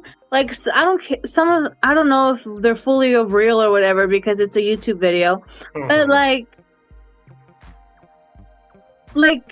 energy is what they're reminded by. If it's like a sad person, their energy and their spirit is still sad, and the words that they're coming out are still sad. Like someone that got murdered usually is talking about like how they got murdered, like words, specific words. So words are really fucking powerful. Energy is still so powerful. That's why like you do end up becoming what you are. But like Exactly. And that's why I don't touch on negative stuff or the drama in our community because I was like, that stuff is emotionally draining. Why would I want to do that? And I tell people now, if there's bullshit going on in our community, yes, I'm going to touch on it, but that's different. Because I don't know. I'm personally experiencing some of it and I'm witnessing things and I can't say much or anything. Right. And I'm not going to because everyone unfolds themselves at the end because the truth will always reveal itself. And like I said, I can always read energies. Yep. And I don't have to say anything. Same here. I don't really need to say anything. That's why I said I know who all has my back and who has love for me. Oh, you could find my album on YouTube or Spotify or I don't know where else. You can play it on your Instagram. If you look up Delidoobie on any music search platform, I only have one album, so it'll come up with Delidoobie and Il Nickel. Hell yeah. And is that like the first real pressing? Are you guys probably going to make more copies available so if people want a physical copy? Oh, I have a whole box. We already, for our album release party, we gave out one box and then we sold one box and then... Oh, nice. Oh, wait, no, I'm lying. We gave out half the box and then sold the rest. Okay, I'm over here thinking too much. Oh, okay. Juno, hey Juno, whoop whoop Ranger. But yeah, I do have physical copies to send out, and I did find my stickers, and I'm trying to make a bunch of jewelry and stuff. I have one T-shirt left, but I'm waiting on new designs, and it's kind of hard because like I need to get money back from this one guy that I paid a design for, but it's taken like more than 2 months, and then like something happened to his pen or whatever. But like I just want a good design, and I feel like, I don't know, it's hard to get a good design, and then I paid someone else to look for a design, and I'm still waiting on it. I don't really like it that much, but it's okay, I guess. I don't know. Well, you don't need to pay me. I will do it for absolutely free. You've seen some of those good designs I did for you. Honestly, I don't have those anymore, but I would like new ones with like different Yeah, like if you want me to do like an anime style design, I could do that. Just send me a picture you want, and I can see how it turns out. Oh, I think he's talking to you, John. Oh yeah, we do need CWO shirts. Yeah, I'm trying to get that worked on. Trust me. It was like, I don't have that. Yeah, it's like if you're an old wrestling fan, there used to be a group called the NWO, but I have a thing called CWO, which stands for Chaos World Order. Okay, cool. And it's something that me and Chuckles and Freak Show came up with. Oh, cool. Because they're called together, they're called the Brothers of Chaos. Brothers of Chaos. But when you put us together, we're called the CWO. I love that. Yeah, so we have plans to try to film a funny video where it's just like an old NWO video, but it will be us promoting our shirts. So one of us will probably be doing the Hulk Hogan impersonation and shit. I think you should do that.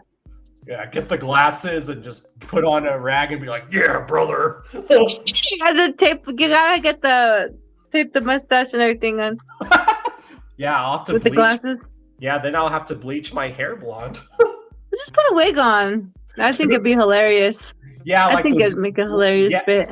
Yeah, dude, like one of those ones where it looks like I'm bald on top, but it's really not. Oh my goodness, that would be hilarious. Right. I mean, I always wanted to do an old Stone Cold reference shirt because you know how when Stone Cold back in the day used to say "Hell yeah." To be honest, I have no idea what you're talking about. What's Stone Cold? Well, anyone in the chat would know that. Like Stone Cold. I'm not cultured. Nah, you're good. I'm not cultured at all. My brain. When I know you were talking about the Selena movie earlier, how you loved watching that. Well, if you have Netflix, I recommend they made a Selena series on Netflix that chronicles her life, but in the form of a series, and it covers more that the movie didn't. So I think you would love it. Oh. So it even covers her childhood and when she was in the band with her brother and sister. Like yeah, that her dad made Los Quintanillas, I think they're called. Yeah, and that's why I said if you love Selena and los Dinos. And that's why I said if you love the movie, you would love this Netflix series because it covers more, but it's a Netflix drama series about her life. It's so good.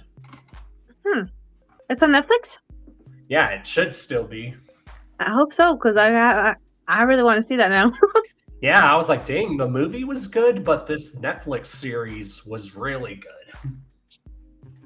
Like, I get so emotional sometimes, like with her. Like when I find out like it's like her passing day and stuff like that. Like, I cry for her, and I never even knew her. Like, well, I don't know what it's because. Like, maybe I'm just so like.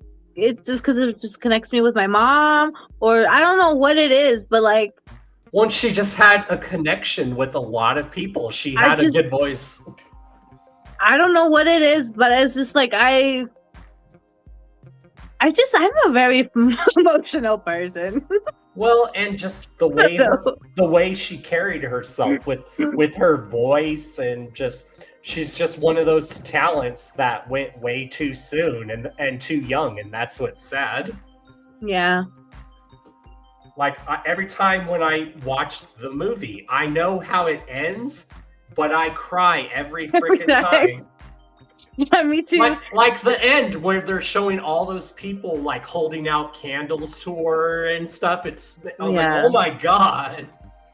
Like that's how you know an artist is good, when you have such a big impact on your life. When you go, that's how you know. Like people even did that when Tupac. She impacts my life so bad, and I didn't even know. I never even seen her.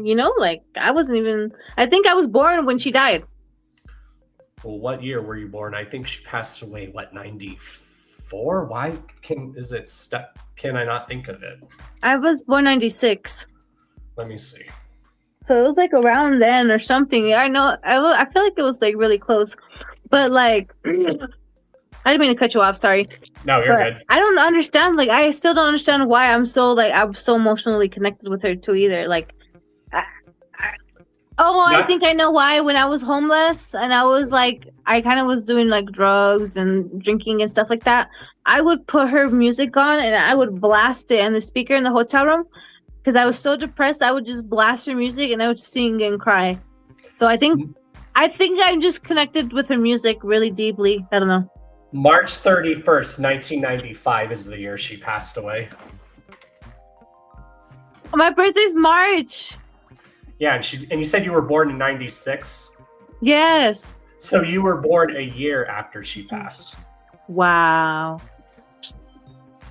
Exactly. She would have been a good star. She would. She really would. She was. She was amazing. And she was. Like I said, she was like the best way, and I've seen other people even talk about this in interviews or documentaries.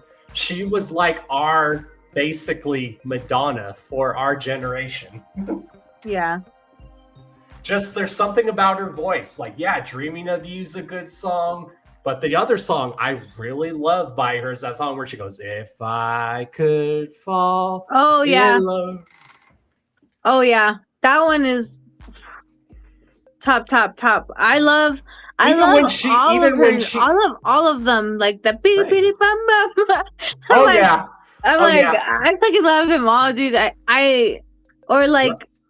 There's like the real Spanish ones too, like apartamento. Right. El chico en el apartamento. Yeah. I don't know.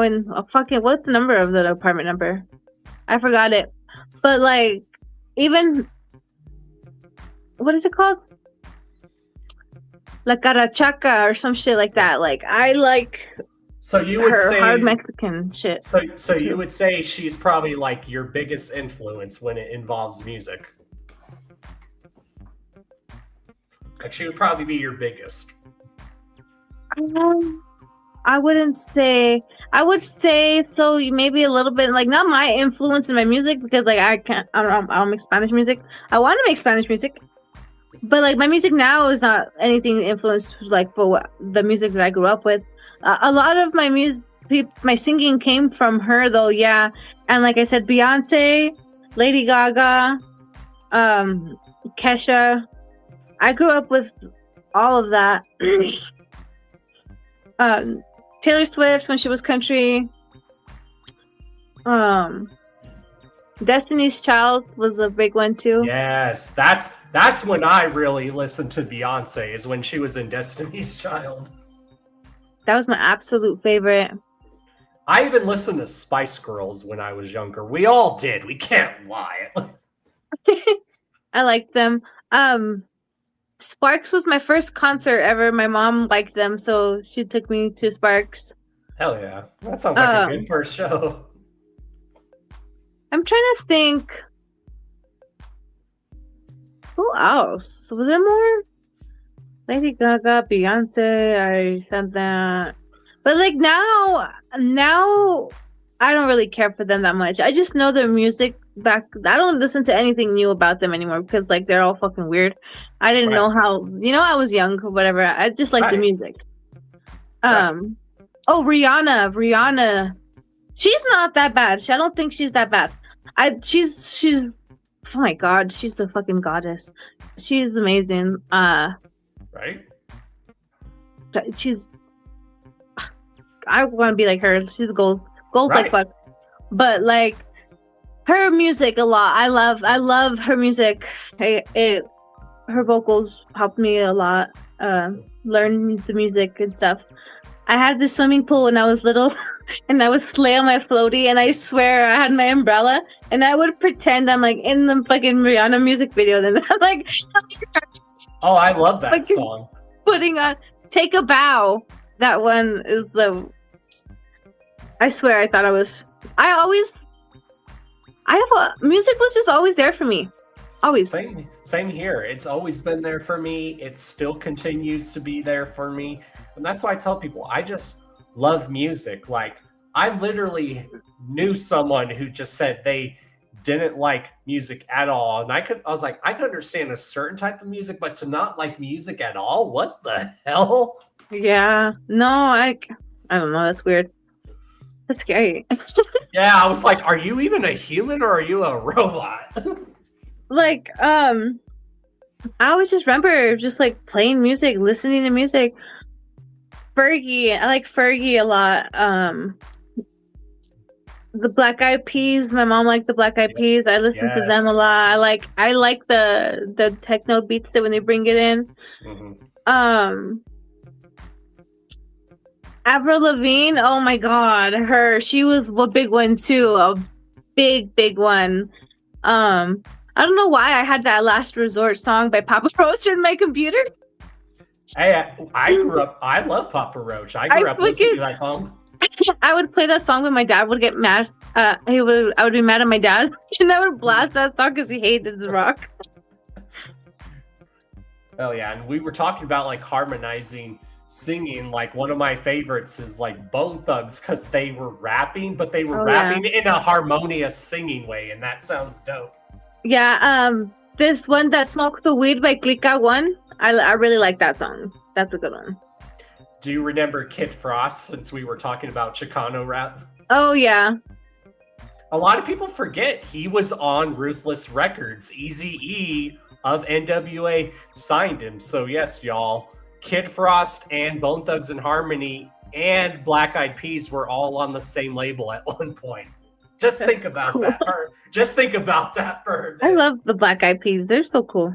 Me too. I mean, Eazy-E is the one who found them too. Wow, that's so crazy. I didn't know that. I mean, some people said it was his wife, but in my opinion, I think Eazy-E is responsible for Black Eyed Peas. That's me. I was jamming to that type of music. Oh, and Pitbull. I love Pitbull. I don't know what, like new or current or all Pitbull. No, old Pitbull. I don't know new or current. Yeah, like Pitbull. old Pitbull when he would be on some gangster shit back in the day. I like his like club music. Yeah. That shit. I've been on a spree with that. The music I've been listening to is like nostalgic music. All of that I was mentioning. It's just like they say if you listen to music you grew up listening to, that's actually a form of comfort. Just like if you watch a movie or a show over and over that you grew up on, that's actually it's like healing you. Yeah, it's a form of comfort, or it brings you back to a simpler time in their life. Like when people are like, "Oh, you're watching Hey Arnold and Rugrats," I'm like, "Yeah, I grew up watching this shit." So what? Yeah, I grew up watching that too. But now that I look back at it, Hey Arnold is such a weird show. well, when you look back on it was so serious, and that's what made it such a good show. It had humor, but it was a very human, emotional show in a good way. I don't know. Not a lot of kids shows were like that. Watching kids shows as a grown-up is weird because there's some little bit of weird things that they what is it called? Where they like dark theories or something? Not dark theory, like literally like, or they call it ruining your childhood, basically. I don't know. Some weird shit always happens. They're like, they mention like a weird joke and it's like a dirty joke that old, like, I don't know. Like, oh yeah, I was like that with some movies and shows. Like, as a kid, I loved Who Framed Roger Rabbit. I still love that movie, but as I got older, I got to understand the adult jokes. So I'm like, wait a minute, that had an adult joke in it. But I still love the movie even to this day now. So I guess they kind of fed both the grown-ups and the kids. You know, they're like the grown-ups have to watch this, and I just want to make something funny or something. I don't know what they were thinking, and that's why most movies are PG, because there's stuff in there that will make the kids laugh or understand, but then there's stuff in there that the adults will understand that make them laugh. Another perfect example, Shrek. There's jokes in there that there's jokes in there that kids know, but then there's jokes in there as an adult you're like, okay, that's funny. Yeah, I totally get. No wonder why my mom loved Shrek, man. She was a naughty lady. Yeah, and I even loved Shrek as an adult, especially as I became more mature. I got more of the adult jokes. I'm like, okay, that is funny. Now I know why my mom and dad were laughing at that. Like, the part that always cracks me up is like, I mean, I knew that was a name for a donkey even as a kid, but just the joke how he puts it in the first Shrek movie, and she's like, where are we going? He's like, well, I have to save my ass. And anyone who gets that joke. Yeah, that was funny. Because there's an actual term called saving your ass, but in the movie, he's legit saving his ass, which is a donkey, so it makes it even funnier. Wow, I totally remember that. That's so funny. Yeah, I liked Shrek. That was a good movie. Or when you get older, when you're younger, you don't get the joke with the short guy. They're like, oh, that must be his castle, and it's a big castle. They're like, do you think he's compensating for something? And as a kid, you don't get that. But then when you get older, you're like, oh my God, that's funny. Yeah. Freaking Happy Feet, dude. There's a lot of adult jokes in there too. I love Happy Feet. It's all about mating. It's all about the penguins seducing each other. Like, but it is a good movie because it has. I love Happy Feet. Yeah, that when I'm in a bad mood, that movie puts me in a good mood. So one thing about me is like, I know almost every single. I don't know the name of every single song, but I know like the fucking. What is it called? Like the songs of the movie. What is it called? There's a name for it. Soundtrack. Yeah, I know literally the soundtrack of the Happy Feet. Or I'll be at a place and I'm like, oh, this song is on Happy Feet. Right, and you can't help but think of Happy Feet now when you hear that song. I love Happy Feet. He's like, don't push me to the edge. You can't. Oh yes, Simon. See, I know the little penguin. I love Happy Feet, dude. Happy Feet is like my shit. I don't like movies and stuff much, but I don't care. Happy Feet is my favorite. Well, there's always those movies that can just like put you in a good mood, and that's one of those movies that puts me in a good mood when I'm in a bad mood. Yeah, it makes me sad sometimes too, but it's one of those ones that puts me in all the emotions.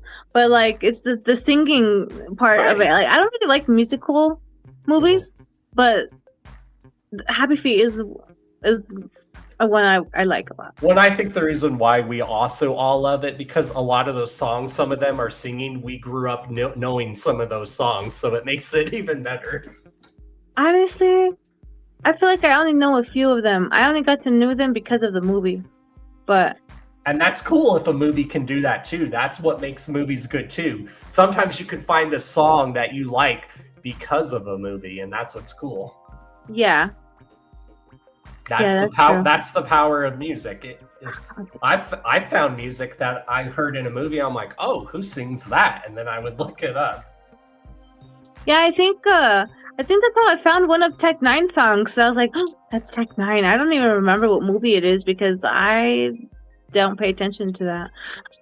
Well, the one thing he had a song in the movie, it was either a movie or a show, Alpha Dog, but he had a song back in the 90s and Gang Related, and that's where probably some people heard about him. It's a song, and that was one of Tupac's last movies that he filmed before he passed away. So I recommend it. It's called Gang Related. It's a good movie. And that's one thing I also loved about Tupac. He was diverse in his music. He could talk about so many different emotions, And he was one hell of a talented actor. Yeah. And that's why I tell people he's another example. Someone who went too soon, too young. Yeah. And That's also what I grew up on too. My dad listened to a lot of Tupac. He listened to 50 Cent, Ice Cube, and then he listened to a lot of Mexican, like hardcore Mexican cartel gangsta music, which is pretty cool. I ain't gonna lie. I fuck with that music. It's pretty dope. So like that's where I just get this whole giant mesh of music. Right, and that's how I am too. I just love music as a whole, and I think that's why I have such a connection with Tech Nine, because he just loves music. He was raised on all kinds of music, and I love that about him. Like the one thing I always love is watching Tech Nine like vibe out to a song that he grew up listening to, like seeing Tech Nine vibe out to Slipknot is really dope. My favorite thing is when he does acapella in the concert, and then when they start dancing, doing a little choreography dance. When he started dancing in his concert, I was like, oh my god, he's so adorable. Like, and that's why I like him too. Not only is he a talented artist, but he's a phenomenal dancer on stage and performer. Like, and just like his stage presence. Like, I don't know. I can't even count to you how many Tech Nine concerts I've been to be honest. Right. I've been to so many, and I never get tired of seeing It's more than 12. I know that for sure. And that's I like stopped counting at 12. Right. And even you and me have had these talks. He still kills it live. Oh, yeah. Oh, yeah. Like, even if you don't like his newer music, his stage presence is still phenomenal. Yeah, he's always going to be, honestly, top one. Right. Same with Chris Calico. We all know Chris Calico kills it live. Oh, yeah. His singing, dude. Yes. Oh, my goodness. That's why I love Calico, too. He can rap, but even his singing voice is phenomenal. His singing always sends me. I'm just like, wow. I'm like in awe. I'm like, especially when you hear him singing live. Oh yeah, I'm so glad I did the opportunity one time to do VIP for them, and I was so glad to like meet them. They're so cool. They are so nice. Like they are like the most nicest people. Genuinely. So like I was like, when I seen Chris Calico, I was like, don't let anybody tell you that you're not beautiful. I was like, because you are. I told them, I was like, you're beautiful. I was like, doesn't matter what you look like. I was like, you're beautiful on the inside and out. And he's all, oh, baby girl, you're beautiful too. I was like, they don't care about me. Yeah, Calico is such a nice guy. Like anyone that's ever had interaction with him. Hold on, sorry. Cheese House is in the house.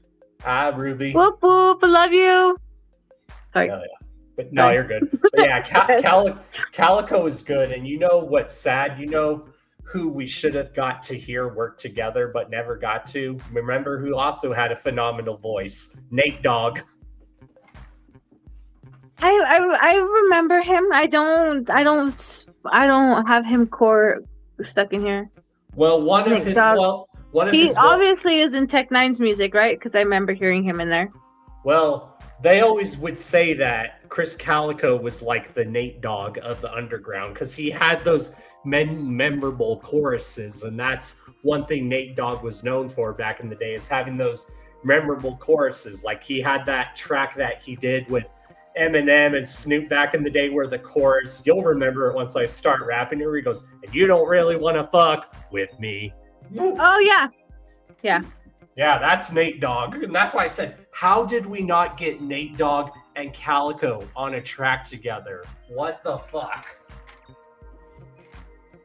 Just like T-Pain. If you listen to T-Pain without his auto-tune, that dude can fucking sing and Oh yeah, rap. I've heard him.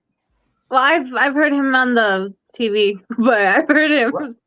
So, and you were probably like me. You're like, dude, why are you using auto-tune? You have such a great voice.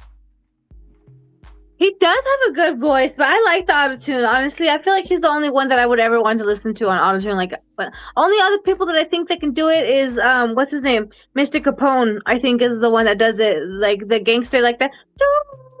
Yeah, type of, like that. That's the only type of when I like that. But whoop whoop taffy. So yeah, if y'all ever want to see something that will brighten your day and see how talented T-Pain is, look up T-Pain covering War Pigs by Black Sabbath. So good. Oh wow. Like when I heard that, I was like, damn. Even like Ozzy watched that video and he was like excited. Dope. I'm gonna watch it. I like T-Pain. So yeah, just look. I like that one T-Pain song. It's 5 o'clock in the morning. Right, and I've always loved the stuff that even T-Pain did with Tech. It sounded dope. There was even talks of. Which one is it? He's done Fuck Food with Tech. He's also done. I love Fuck Food. Oh yeah. Okay, I can hear it now in my head. And then he does Bitch with Tech 9, which is dope. Yeah, I like Bitch too. Yeah, that song, he goes hard on that song. Isn't T.I. on that one? T.A. is on the song The Bible. No, T.I.? T.I. is on the song Bible, but T.I.'s dope too. Bitch. Isn't the Bitch the one that breaking into colored houses? Yeah, and it's just Tech 9 and T-Pain. Oh, my brain memory's like mashing everything together. I like the one with T.I. though. The Bible with that other guy. What's the other guy's name? The big black one? Zeus. Yeah, that guy. Oh my god. Yeah, the one that has a Jamaican accent. Yeah. Yes. Dude, so okay, I remember I seen him. He was at one of the shows for Tech 9, and I love accents, like especially like Jamaican accents. Like I just turned because I heard his voice, and I just turned, and then I seen him. I was all like, look up. Dude, he's so huge compared to me, but his accent, and he was just like, he looked like a fucking movie star. It was crazy. I was just like in awe of this guy. I was just like, wow. I was so nervous, and then he like looked at me, and then I looked at him, and I was like, I couldn't say anything, dude. I couldn't say anything. I was literally in shock, and then he just walked away. It was awkward. You know who's also really talented? I didn't know who he was when I didn't know that was him. But you know who's also really talented when it comes to rapping and singing? And I'm glad everyone's been listening to him more because I suggested him to people. I'm like, check out King ISO, who signed to Strange Music. Yeah. And if anyone's ever seen King ISO live, he is awesome.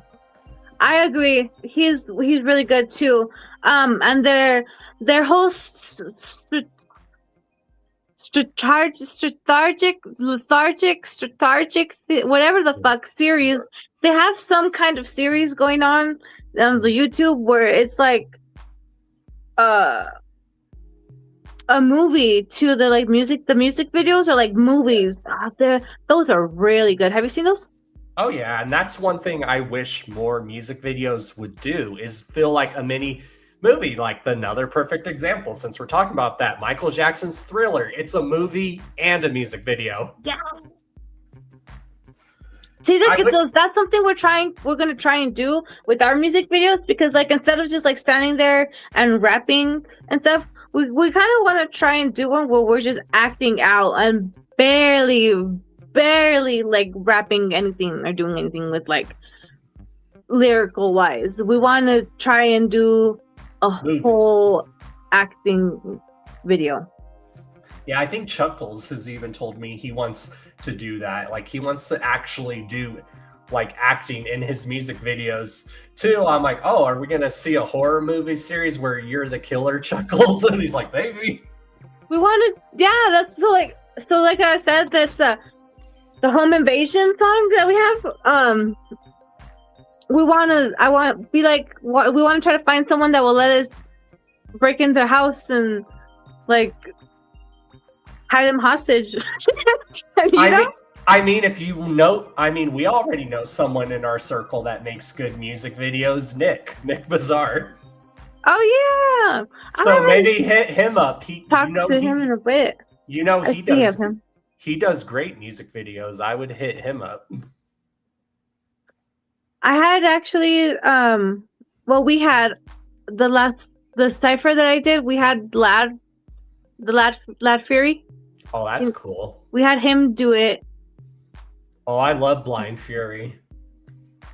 Lad, though, the camera guy for ICP. Oh, really? You did? That's cool. Yeah, he did it, but I don't know. We had a little bit of complications, but it came out really good. The video, I think. I like my part, so I don't care. That's all that matters. I like my 30 seconds, so I don't give a fuck.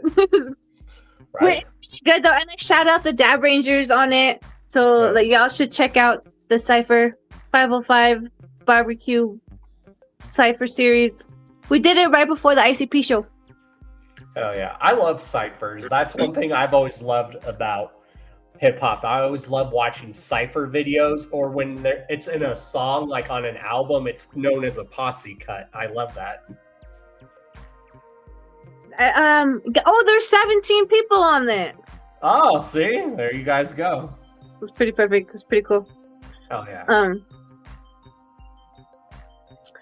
Yeah, got music videos and shows and. So everyone has their own creative writing process. What would you say is your creative writing process? Do you have to write first, or do you have to like listen to the beat and then write the words? What is your creative writing process? I have to write first. Well, it's a mixture of both, honestly, to be honest. I feel like verses, I have to write first, and I feel like choruses. I mean, wait, am I saying the right word? Yeah, you're saying it right. Chorus is the one where you sing it, or it's like the one that you repeat 3 times. Yeah. Okay. Sorry, I'm getting correct on my music vocabulary here. New artist.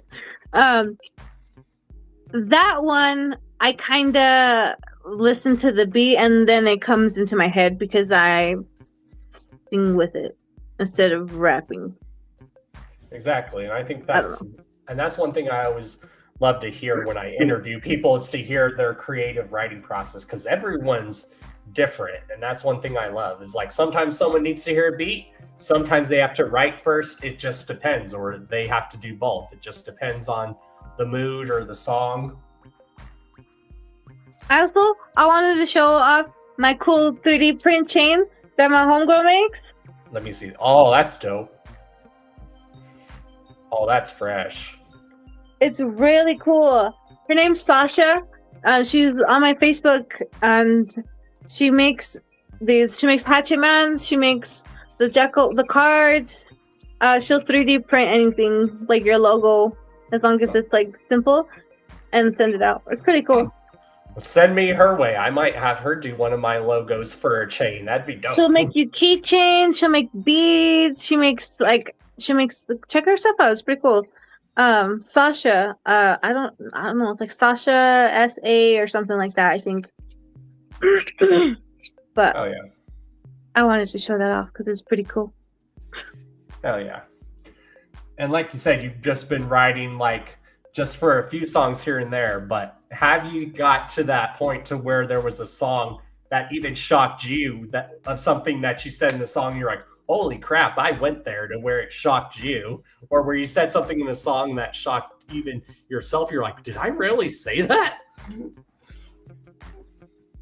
Well, there's this new song that, well, it's not a new song, it's like a remix of one of my boyfriend's songs. But like, it's a little bit more sexual, vulgar. I can't even say the word vulgar. Vulgar. I don't. I'm used to like, yeah, I can read other people's lyrics or say other people's lyrics, but like making my own lyrics and saying them is kind of. I'm not used to it, you know. I'm just like, it's weird. I don't know. Like I'm like, oh, but I'm like, I don't know. So I guess that's what I would say. Like, it hasn't come out yet. But yeah, I don't know. It's just, I was just like, oh, I have to say that. But I'm like, yeah, I have to say that. And I'm like, you know, I don't know. It's weird. Oh, look who else is in the chat. So, I love you. She is one of the special ones I get to see often at these shows. My beautiful little babies. Hell yeah. Hell yeah. That's why I'm glad with this show, a lot of the people that are in our circle have showed out. And that's why a lot of these people, I can't wait to like meet in person. Like, I'm glad you and me have met in person quite a few times now. And you know what? I'm so happy. All of these people the majority of the people that showed up in the chat, I've met in person and I love so much. Literally hold everyone close to my heart because y'all are the first and only juggalos that I will love. Yep. Well, all the new ones I will love, but like you guys have like the first type of love, so exactly. Better get the second type. Honestly, y'all like the OG original. Exactly. Right, and that's why I tell people the juggalos that I consider family. Like everyone that's showed up tonight in the chat, I consider y'all family. Deli here, I consider her family because we've actually met too. It goes so much more. I don't know. Sis, even though I haven't met him yet, I consider him family. You haven't met Sis? And like I told him in my interview, I probably have met him. There was probably one time when I did, and I was probably really stoned at the time, because sometimes, sometimes stuff blurs and you're like, wait, maybe I did meet you somewhere, or did I? And you don't remember sometimes. I think we've met twice, if I am to be corrected, or 2 or 3 times. Like, Sis gives the best hugs in the world. Oh yeah, yes. You need to grab a hug from a big old bear hug. Oh, I will. That's why I told everyone whenever I see people, they're getting hugs from me too, because I get told that too, that I give the best hugs. Gia's house. I remember that hug. Good hug too. Oh yeah. Even Ruby has had to refresh my mind. She's like, Dawn, we've met in person. I'm like, we have? And then the more I thought about it, I'm like, holy shit, we did. And that's why I tell people, I apologize. Sometimes I just need a little bit more refreshment. Y'all gotta remember, I'm getting old, and sometimes stuff mashes together. So and then Sal has her hugs are so full of love. You can feel her love when she hugs you. Right? Hell yeah. Oh shit. So you said you don't watch a lot of movies, but if you had to pick, what is one movie that you can always watch and never get tired of watching, no matter how many times you've watched it?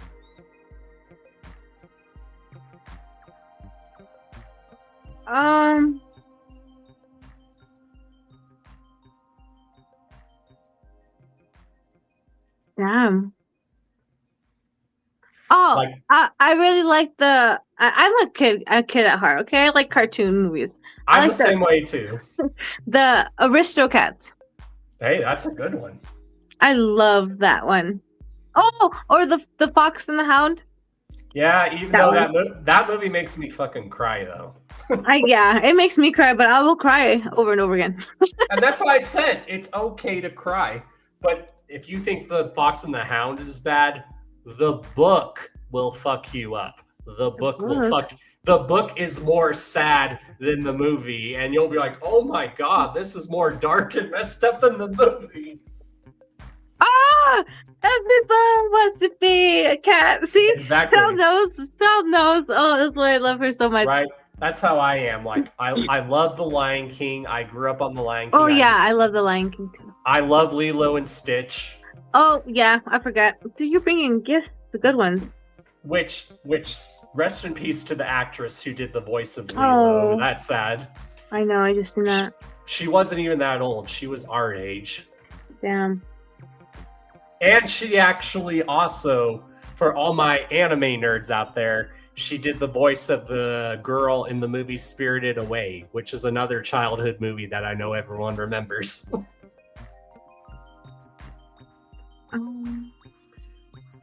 Yeah, Spirited Away is a really good one. See, now Cheese is singing it. Yes, Sword in the Stone, that's a classic. Is that a movie?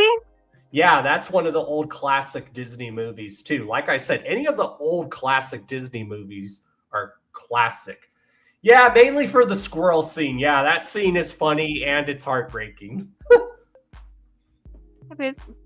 Yeah, Sword in the Stone is a good one. That's actually one I would not mind if they made a live action version of. I'm not going to lie. If they made a live action version of Sword in the Stone, I would love to see that.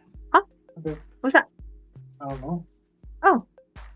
Did you order something? Sorry. No, you're good. Oh. Okay. Like there's a few Disney movies I think would look good as a live action. Like I think if they did a live action Aristocats, I think that'd be awesome. Oh, I think that would be poppin'.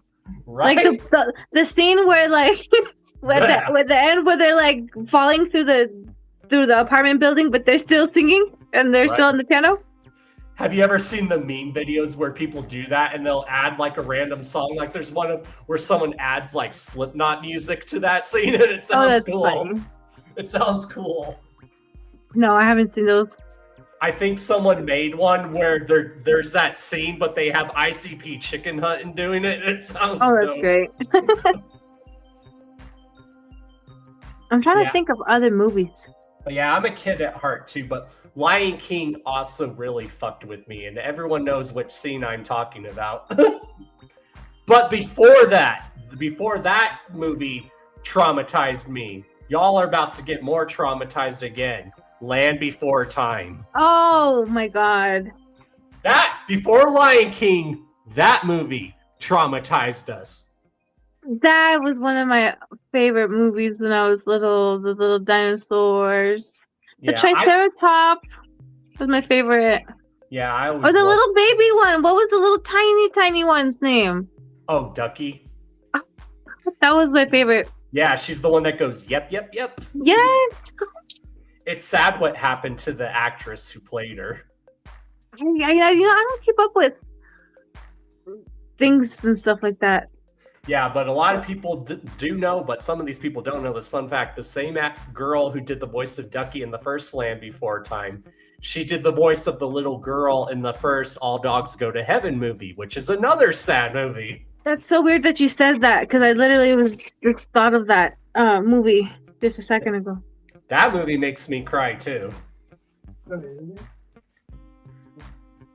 See, and I like when movies can bring emotion, even if it's an animated movie. I love that. I could bring emotion to anything because I'm a baby girl.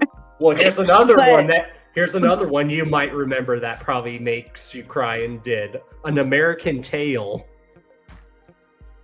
That's the one where the mouse is immigrating to America and trying to find his family. I've never seen that. Yeah, it's made by the same dude who made Land Before Time and All Dogs Go to Heaven. So it's that style of animation, and it's like one of those animated movies that's a non-Disney movie that's really good. I'm trying to. This is my trying to think back in the day face. I'm trying to like. I know everyone else here knows American Tail. That's a tearjerker too. Oh, wait. I feel like I may have a little bit of glimpse of memory. Did they get like? I don't know. Well, the second. I'm trying to remember the. Why am I remembering this? Like, is it Ratatouille? No, it's not Ratatouille. I mean, there's so many movies that have like talking mice in it. There's one called Secret of Nim, which is a really dark one, though. The little one with the big ears. Oh, what is that freaking called? Shoot. Despero or something. I don't know. Oh yeah, doesn't it like have Antonio Banderas doing a voice in it or something? Honestly, I don't know. I know but what it's you're just like the talking little cute tiniest mouse, and he has like a little sword. Oh yeah, The Tale of Despero. I think that is what it's called, and it's based on a book series. Yeah, I think I had to read that book in school, but I like the movie a lot better. Right. But yeah, definitely. Yeah, American Tail's a good one. The second one, which is called Fievel Goes West, that's probably why it might sound familiar to you. Because that's at the end where the dog is training the cat to be a dog. Oh, wow. Which is quite funny. Like one of the most epic scenes in the movie is when he's trying to teach him how to be a dog. The cat? Yeah, that scene is just so epic. Another animated movie that's good, it's called A Troll in Central Park. That's a classic one. That's a tearjerker. Is the cartoon? Yep. Now, hopefully you might remember this. Remember Thumbelina? Oh, yeah! That's all those movies I've made, and Thumbelina, they're all made by the same dude. Oh, I really liked the Jungle Book. That's a good one.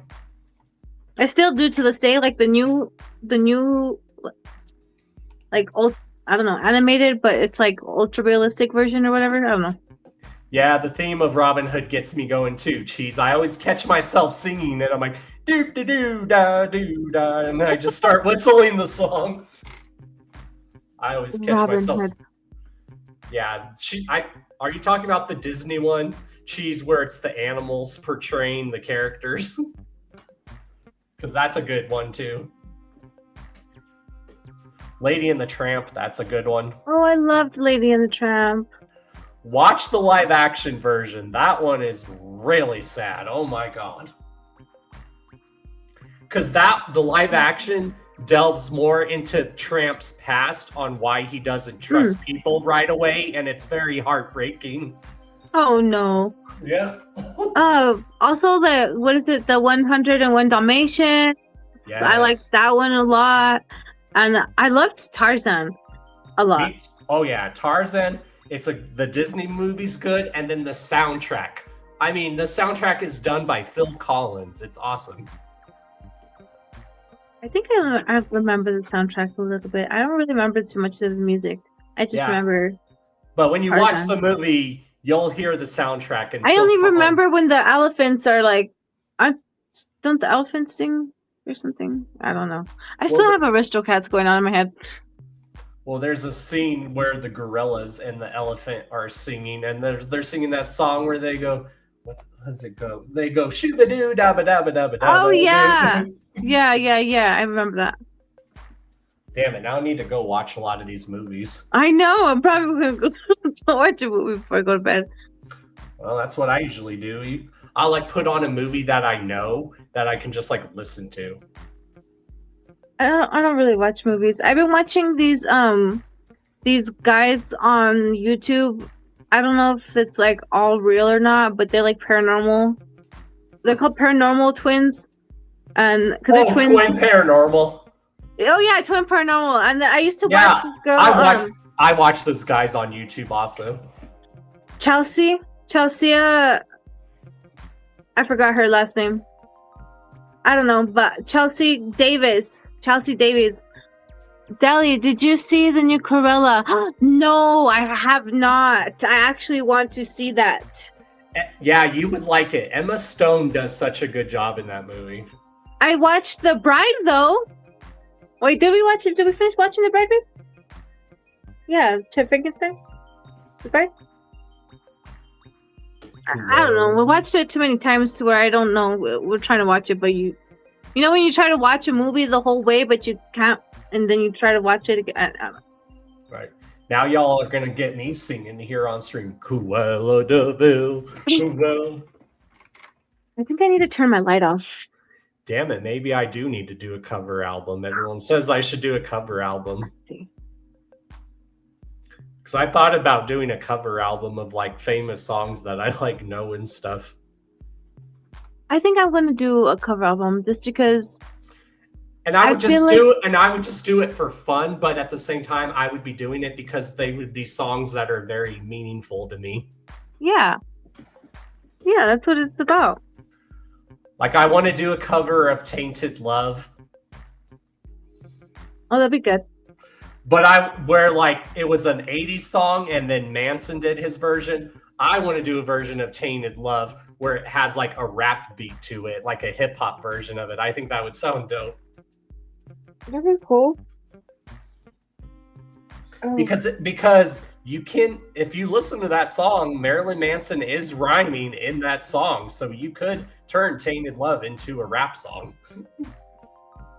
People do that. Some people do that. Like they turn like I don't know, songs into like different melodies. You could probably do it.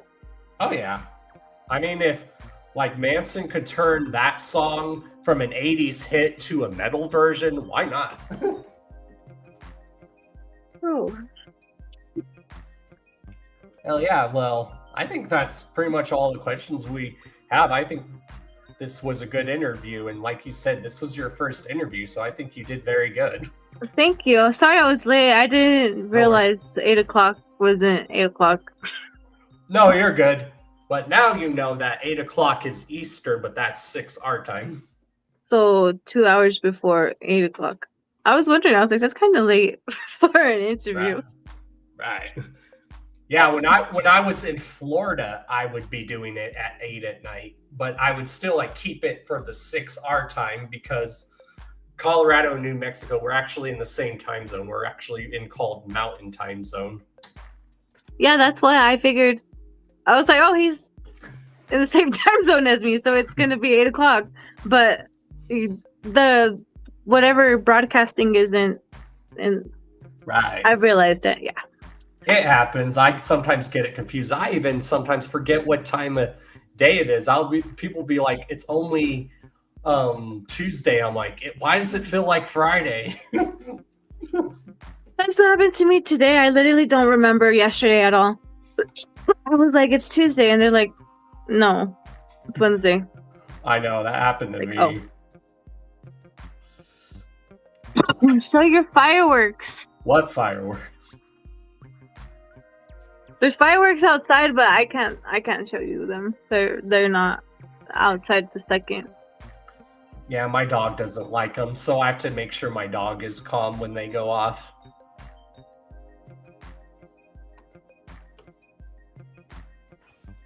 Yeah, this was a very good interview. Honey. Sorry, the cats. That's why I was like, what is that, a cat or a dog?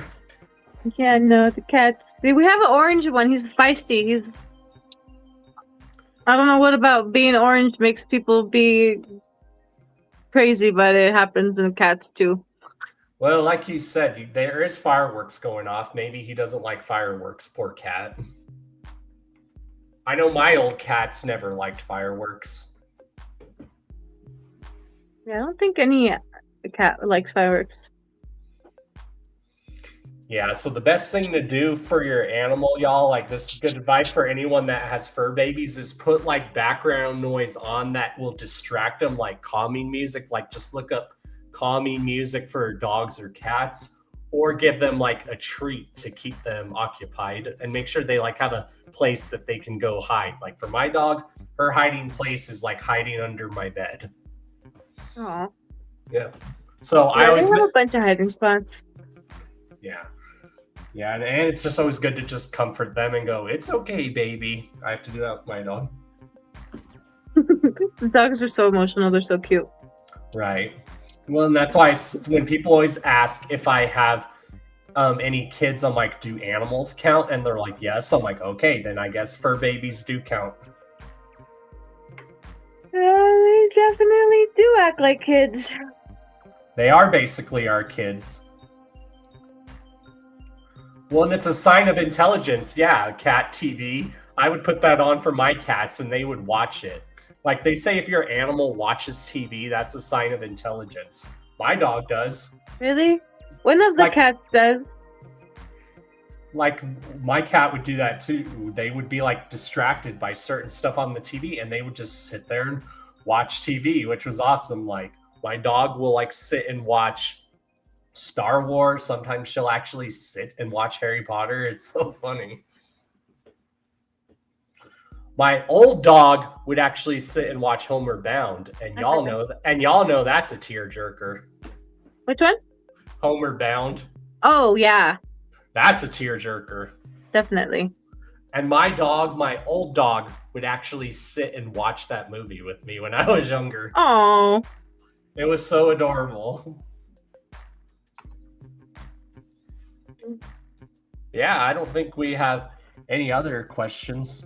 Alrighty, Don. Well, it was nice talking to you. Hell yeah, and you're always welcome back on the show anytime. Like if you ever have anything that you're working on, just let me know and I'll book a spot for you. Same with your boyfriend. If he wants to come on, I'm definitely down to interview him too.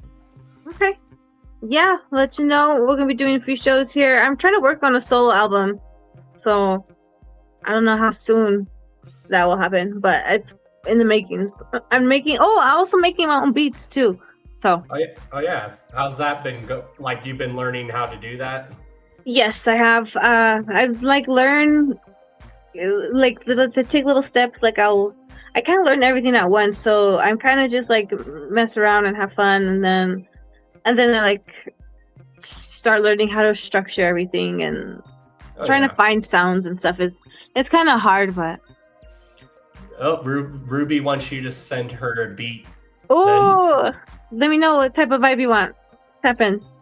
And I like watching people. That's another thing I've always enjoyed about music is like watching people like work in the studio and stuff and how they come up with stuff. Like that's what I love when like ever Devereaux goes live on Instagram. He'll like show people how he's making the beat, but he's not just like showing people, he's like teaching people as he's doing it. He's like, do this, do that. And I was like, people need to do that more. Do like live streams, like showing how to make a beat. Like I've been telling Dungeon he needs to do that. I told him, bro, you should do live streams of you making beats. I think that would get a lot of my babe does that. He goes live and makes beats and stuff when he's doing that.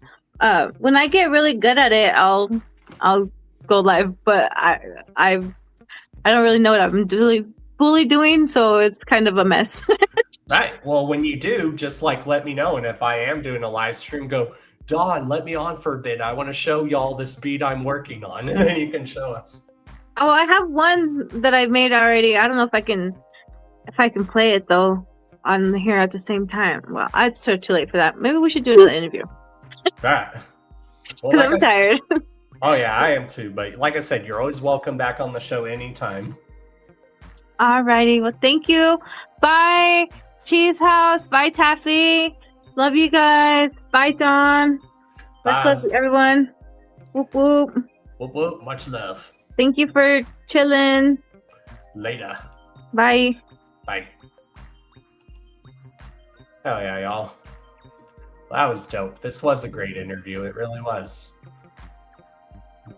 I love my interviews, and I'm just glad to be making content again. I'm glad to be making content again, y'all. I don't know what was wrong with me, but I feel so much better. Like I said earlier in the stream, I know who truly has my back and who doesn't. And I love y'all. I love you, Ruby. I love you, Taffy. I love you, Deli. Spoken. Shovel, I saw you in here. Just everyone who's turned out. I love y'all. Like I said, if you guys tune in live, thank you. If you're catching the replay, thank you. I don't know what was going on with me, but I'm starting to feel better. I can slowly start to balance stuff out. Thank you to everyone who's been understanding when I go through some shit, because we all do. And then thank you to those that have just like listened to me when I needed someone to vent to and just listen to me, because sometimes we just need someone to listen. And I'm the same way, y'all. Y'all need someone to talk to or vent to. I'm here to listen, and I won't judge you. Like I said, we're really trying to bring individuality more back into this Juggalo community. We're truly trying to push individuality back more, because that's what this community is. We're supposed to be a collection of individuals. We can all still have a difference of opinion and belief and still be fine. Like I said, there's a lot of people in this community that I have difference of opinion with, but guess what? I still have love for them and I'm still cool with them. And we respect each other's opinion. I always respect people's opinion. Now, when you try to shove your opinions down people's throat, that's bad. And I would never do that. I would tell people, hey, this is what I believe and my opinion on stuff. You don't have to agree with it, but you're not going to always agree on everything. You might disagree on something, but then you might agree on other stuff. Just remember that, y'all. Just remember that. I don't sugarcoat shit.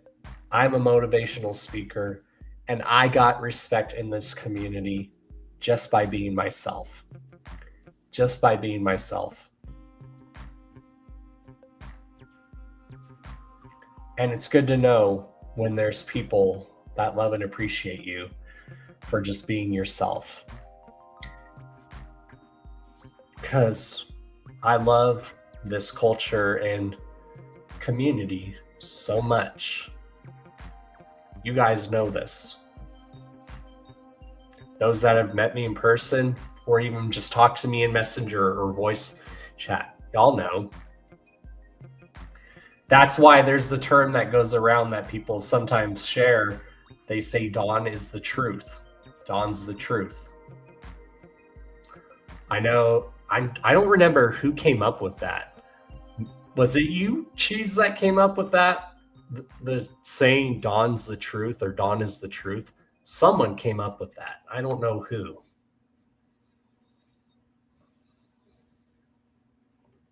I don't know. Maybe it was you, Ruby. Did you come up with that? Sounds like something you came up with when you'd say Dawn is the truth.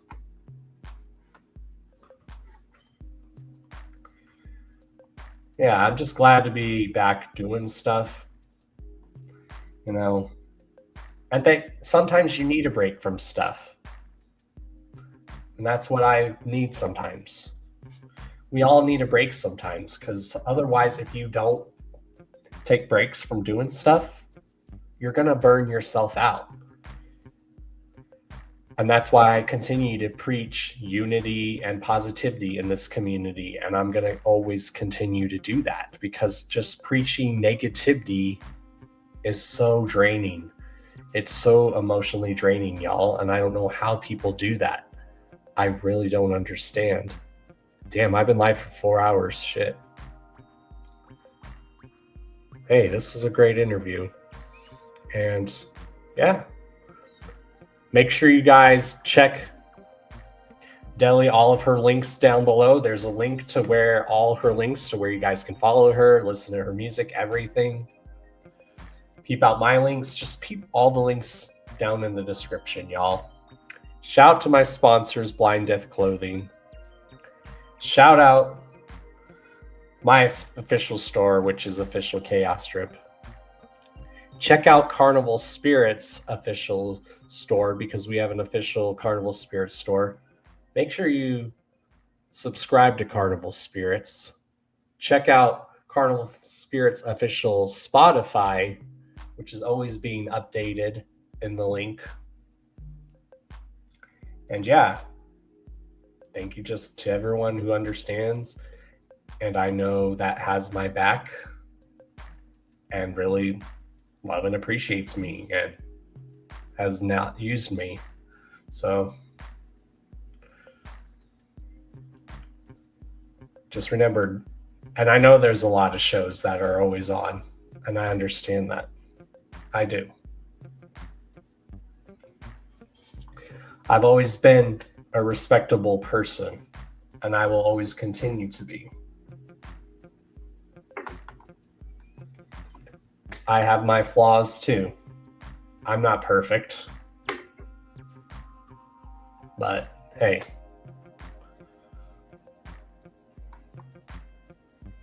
I'm just me. That's all I've ever known. And I have my morals. And I always stick with my moral compass. Having beliefs and morals, they're kind of the same, but not really. They're kind of different too.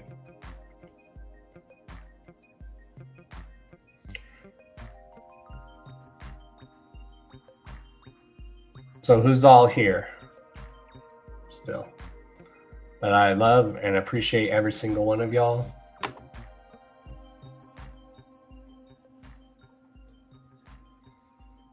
And I guess our team did win. God, it's like 10 here. I didn't think I was live that long. But now that I say the 4 hours, but yeah. Everyone have a good day or night. And even for people who are able to, that do check up on me, thank you. I really legit appreciate it. Because sometimes I have shit that goes on in my head that happens. And I always tell people there's a method to my madness. I'm trying to better myself. That's just what we're all trying to do at the end of the day. We're trying to better ourselves and just be the best person we can be, which that's all you can do is just do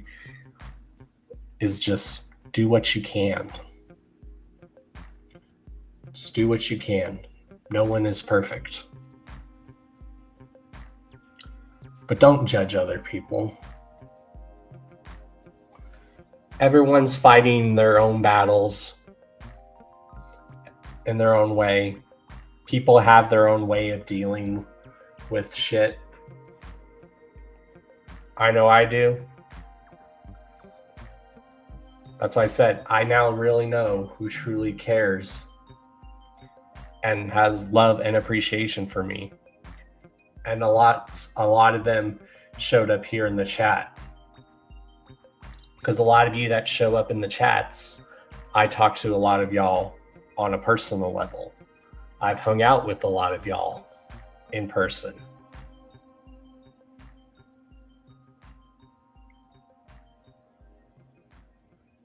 Don's the truth. And I believe Ruby is the one who came up with that. Don is the truth. Spread that everywhere. Make sure everyone knows that Don Chaos is the truth.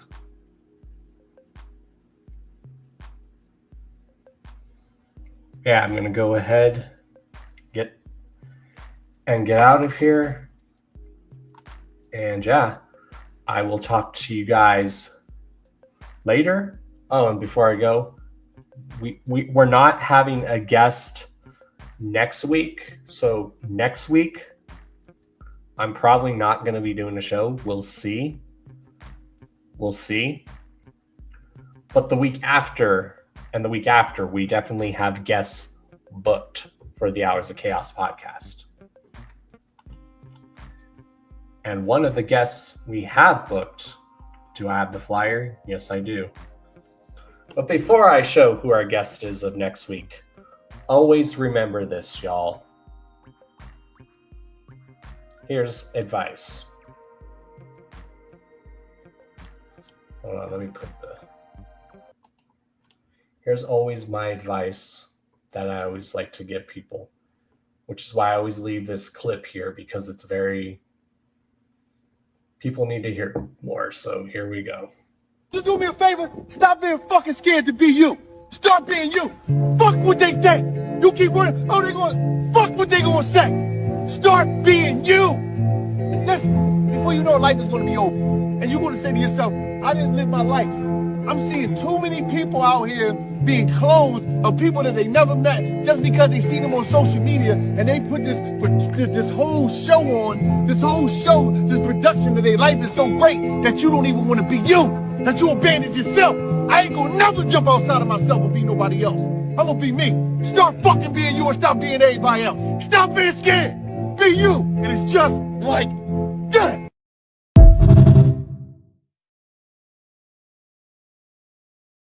Let's play that one more time. You do me a favor, stop being fucking scared to be you. Start being you. Fuck what they think. You keep worrying, fuck what they gonna say. Start being you. Before you know it, life is gonna be over. And you're gonna say to yourself, I didn't live my life. I'm seeing too many people out here being closed of people that they never met just because they seen them on social media and they put this whole show on, this production of their life is so great that you don't even want to be you, that you abandon yourself. I ain't gonna never jump outside of myself and be nobody else. I'm gonna be me. Start fucking being you and stop being everybody else. Stop being scared. Be you. And it's just like that.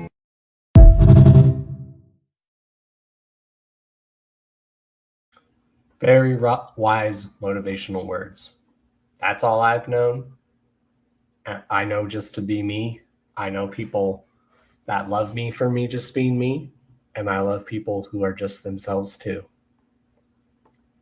And a lot of y'all that I know, just be yourselves. And that's one of the many reasons why I love y'all. You be yourself. Y'all don't front. You don't sugarcoat. And I love that. That's one of the many things I love about y'all. A lot of y'all that I've met or that I've even talked to are very beautiful souls. And I'm glad to have y'all in my life. Very much appreciated. Oh, I'm going to get myself emotional. Whew.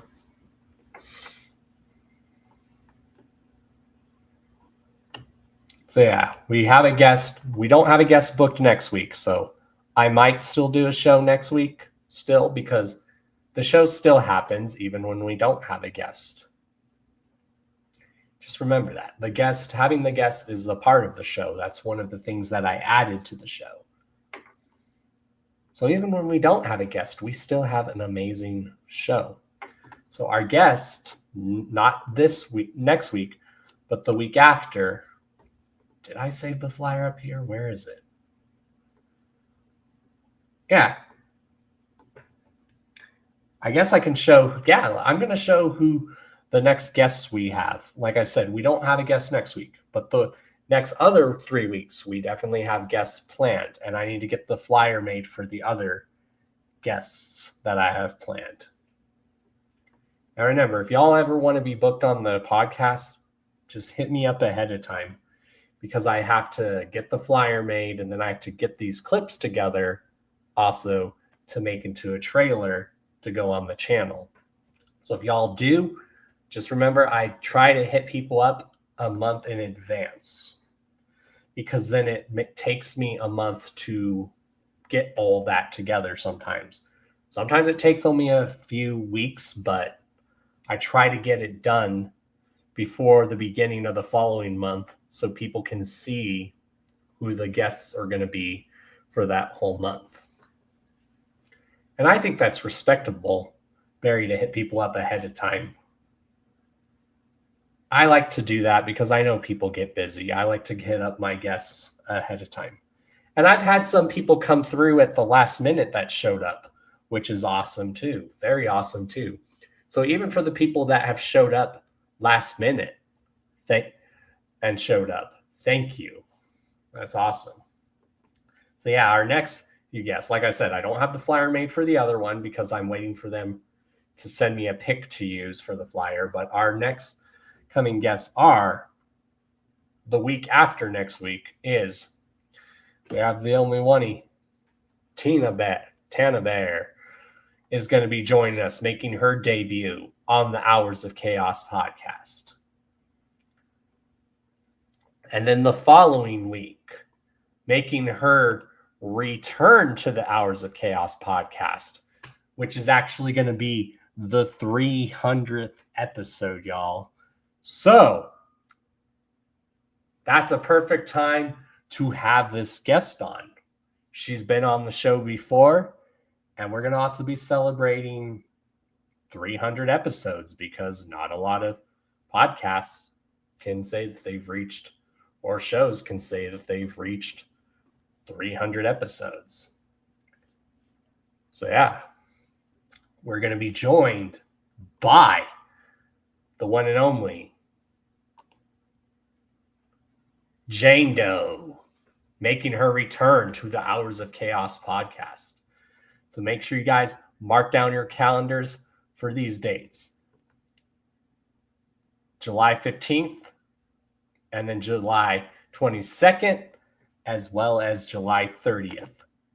And I need to get the flyer made for that, but I'm just waiting for the pick to use for that flyer. So here's some of y'all's guests to look forward to. And yeah, you guys already know who I am. I am Mr. D to the O to the N to the C to the H to the A to the O to the S, your friendly neighborhood JUGGALO, the Karma Millionaire. If you don't know, now you know.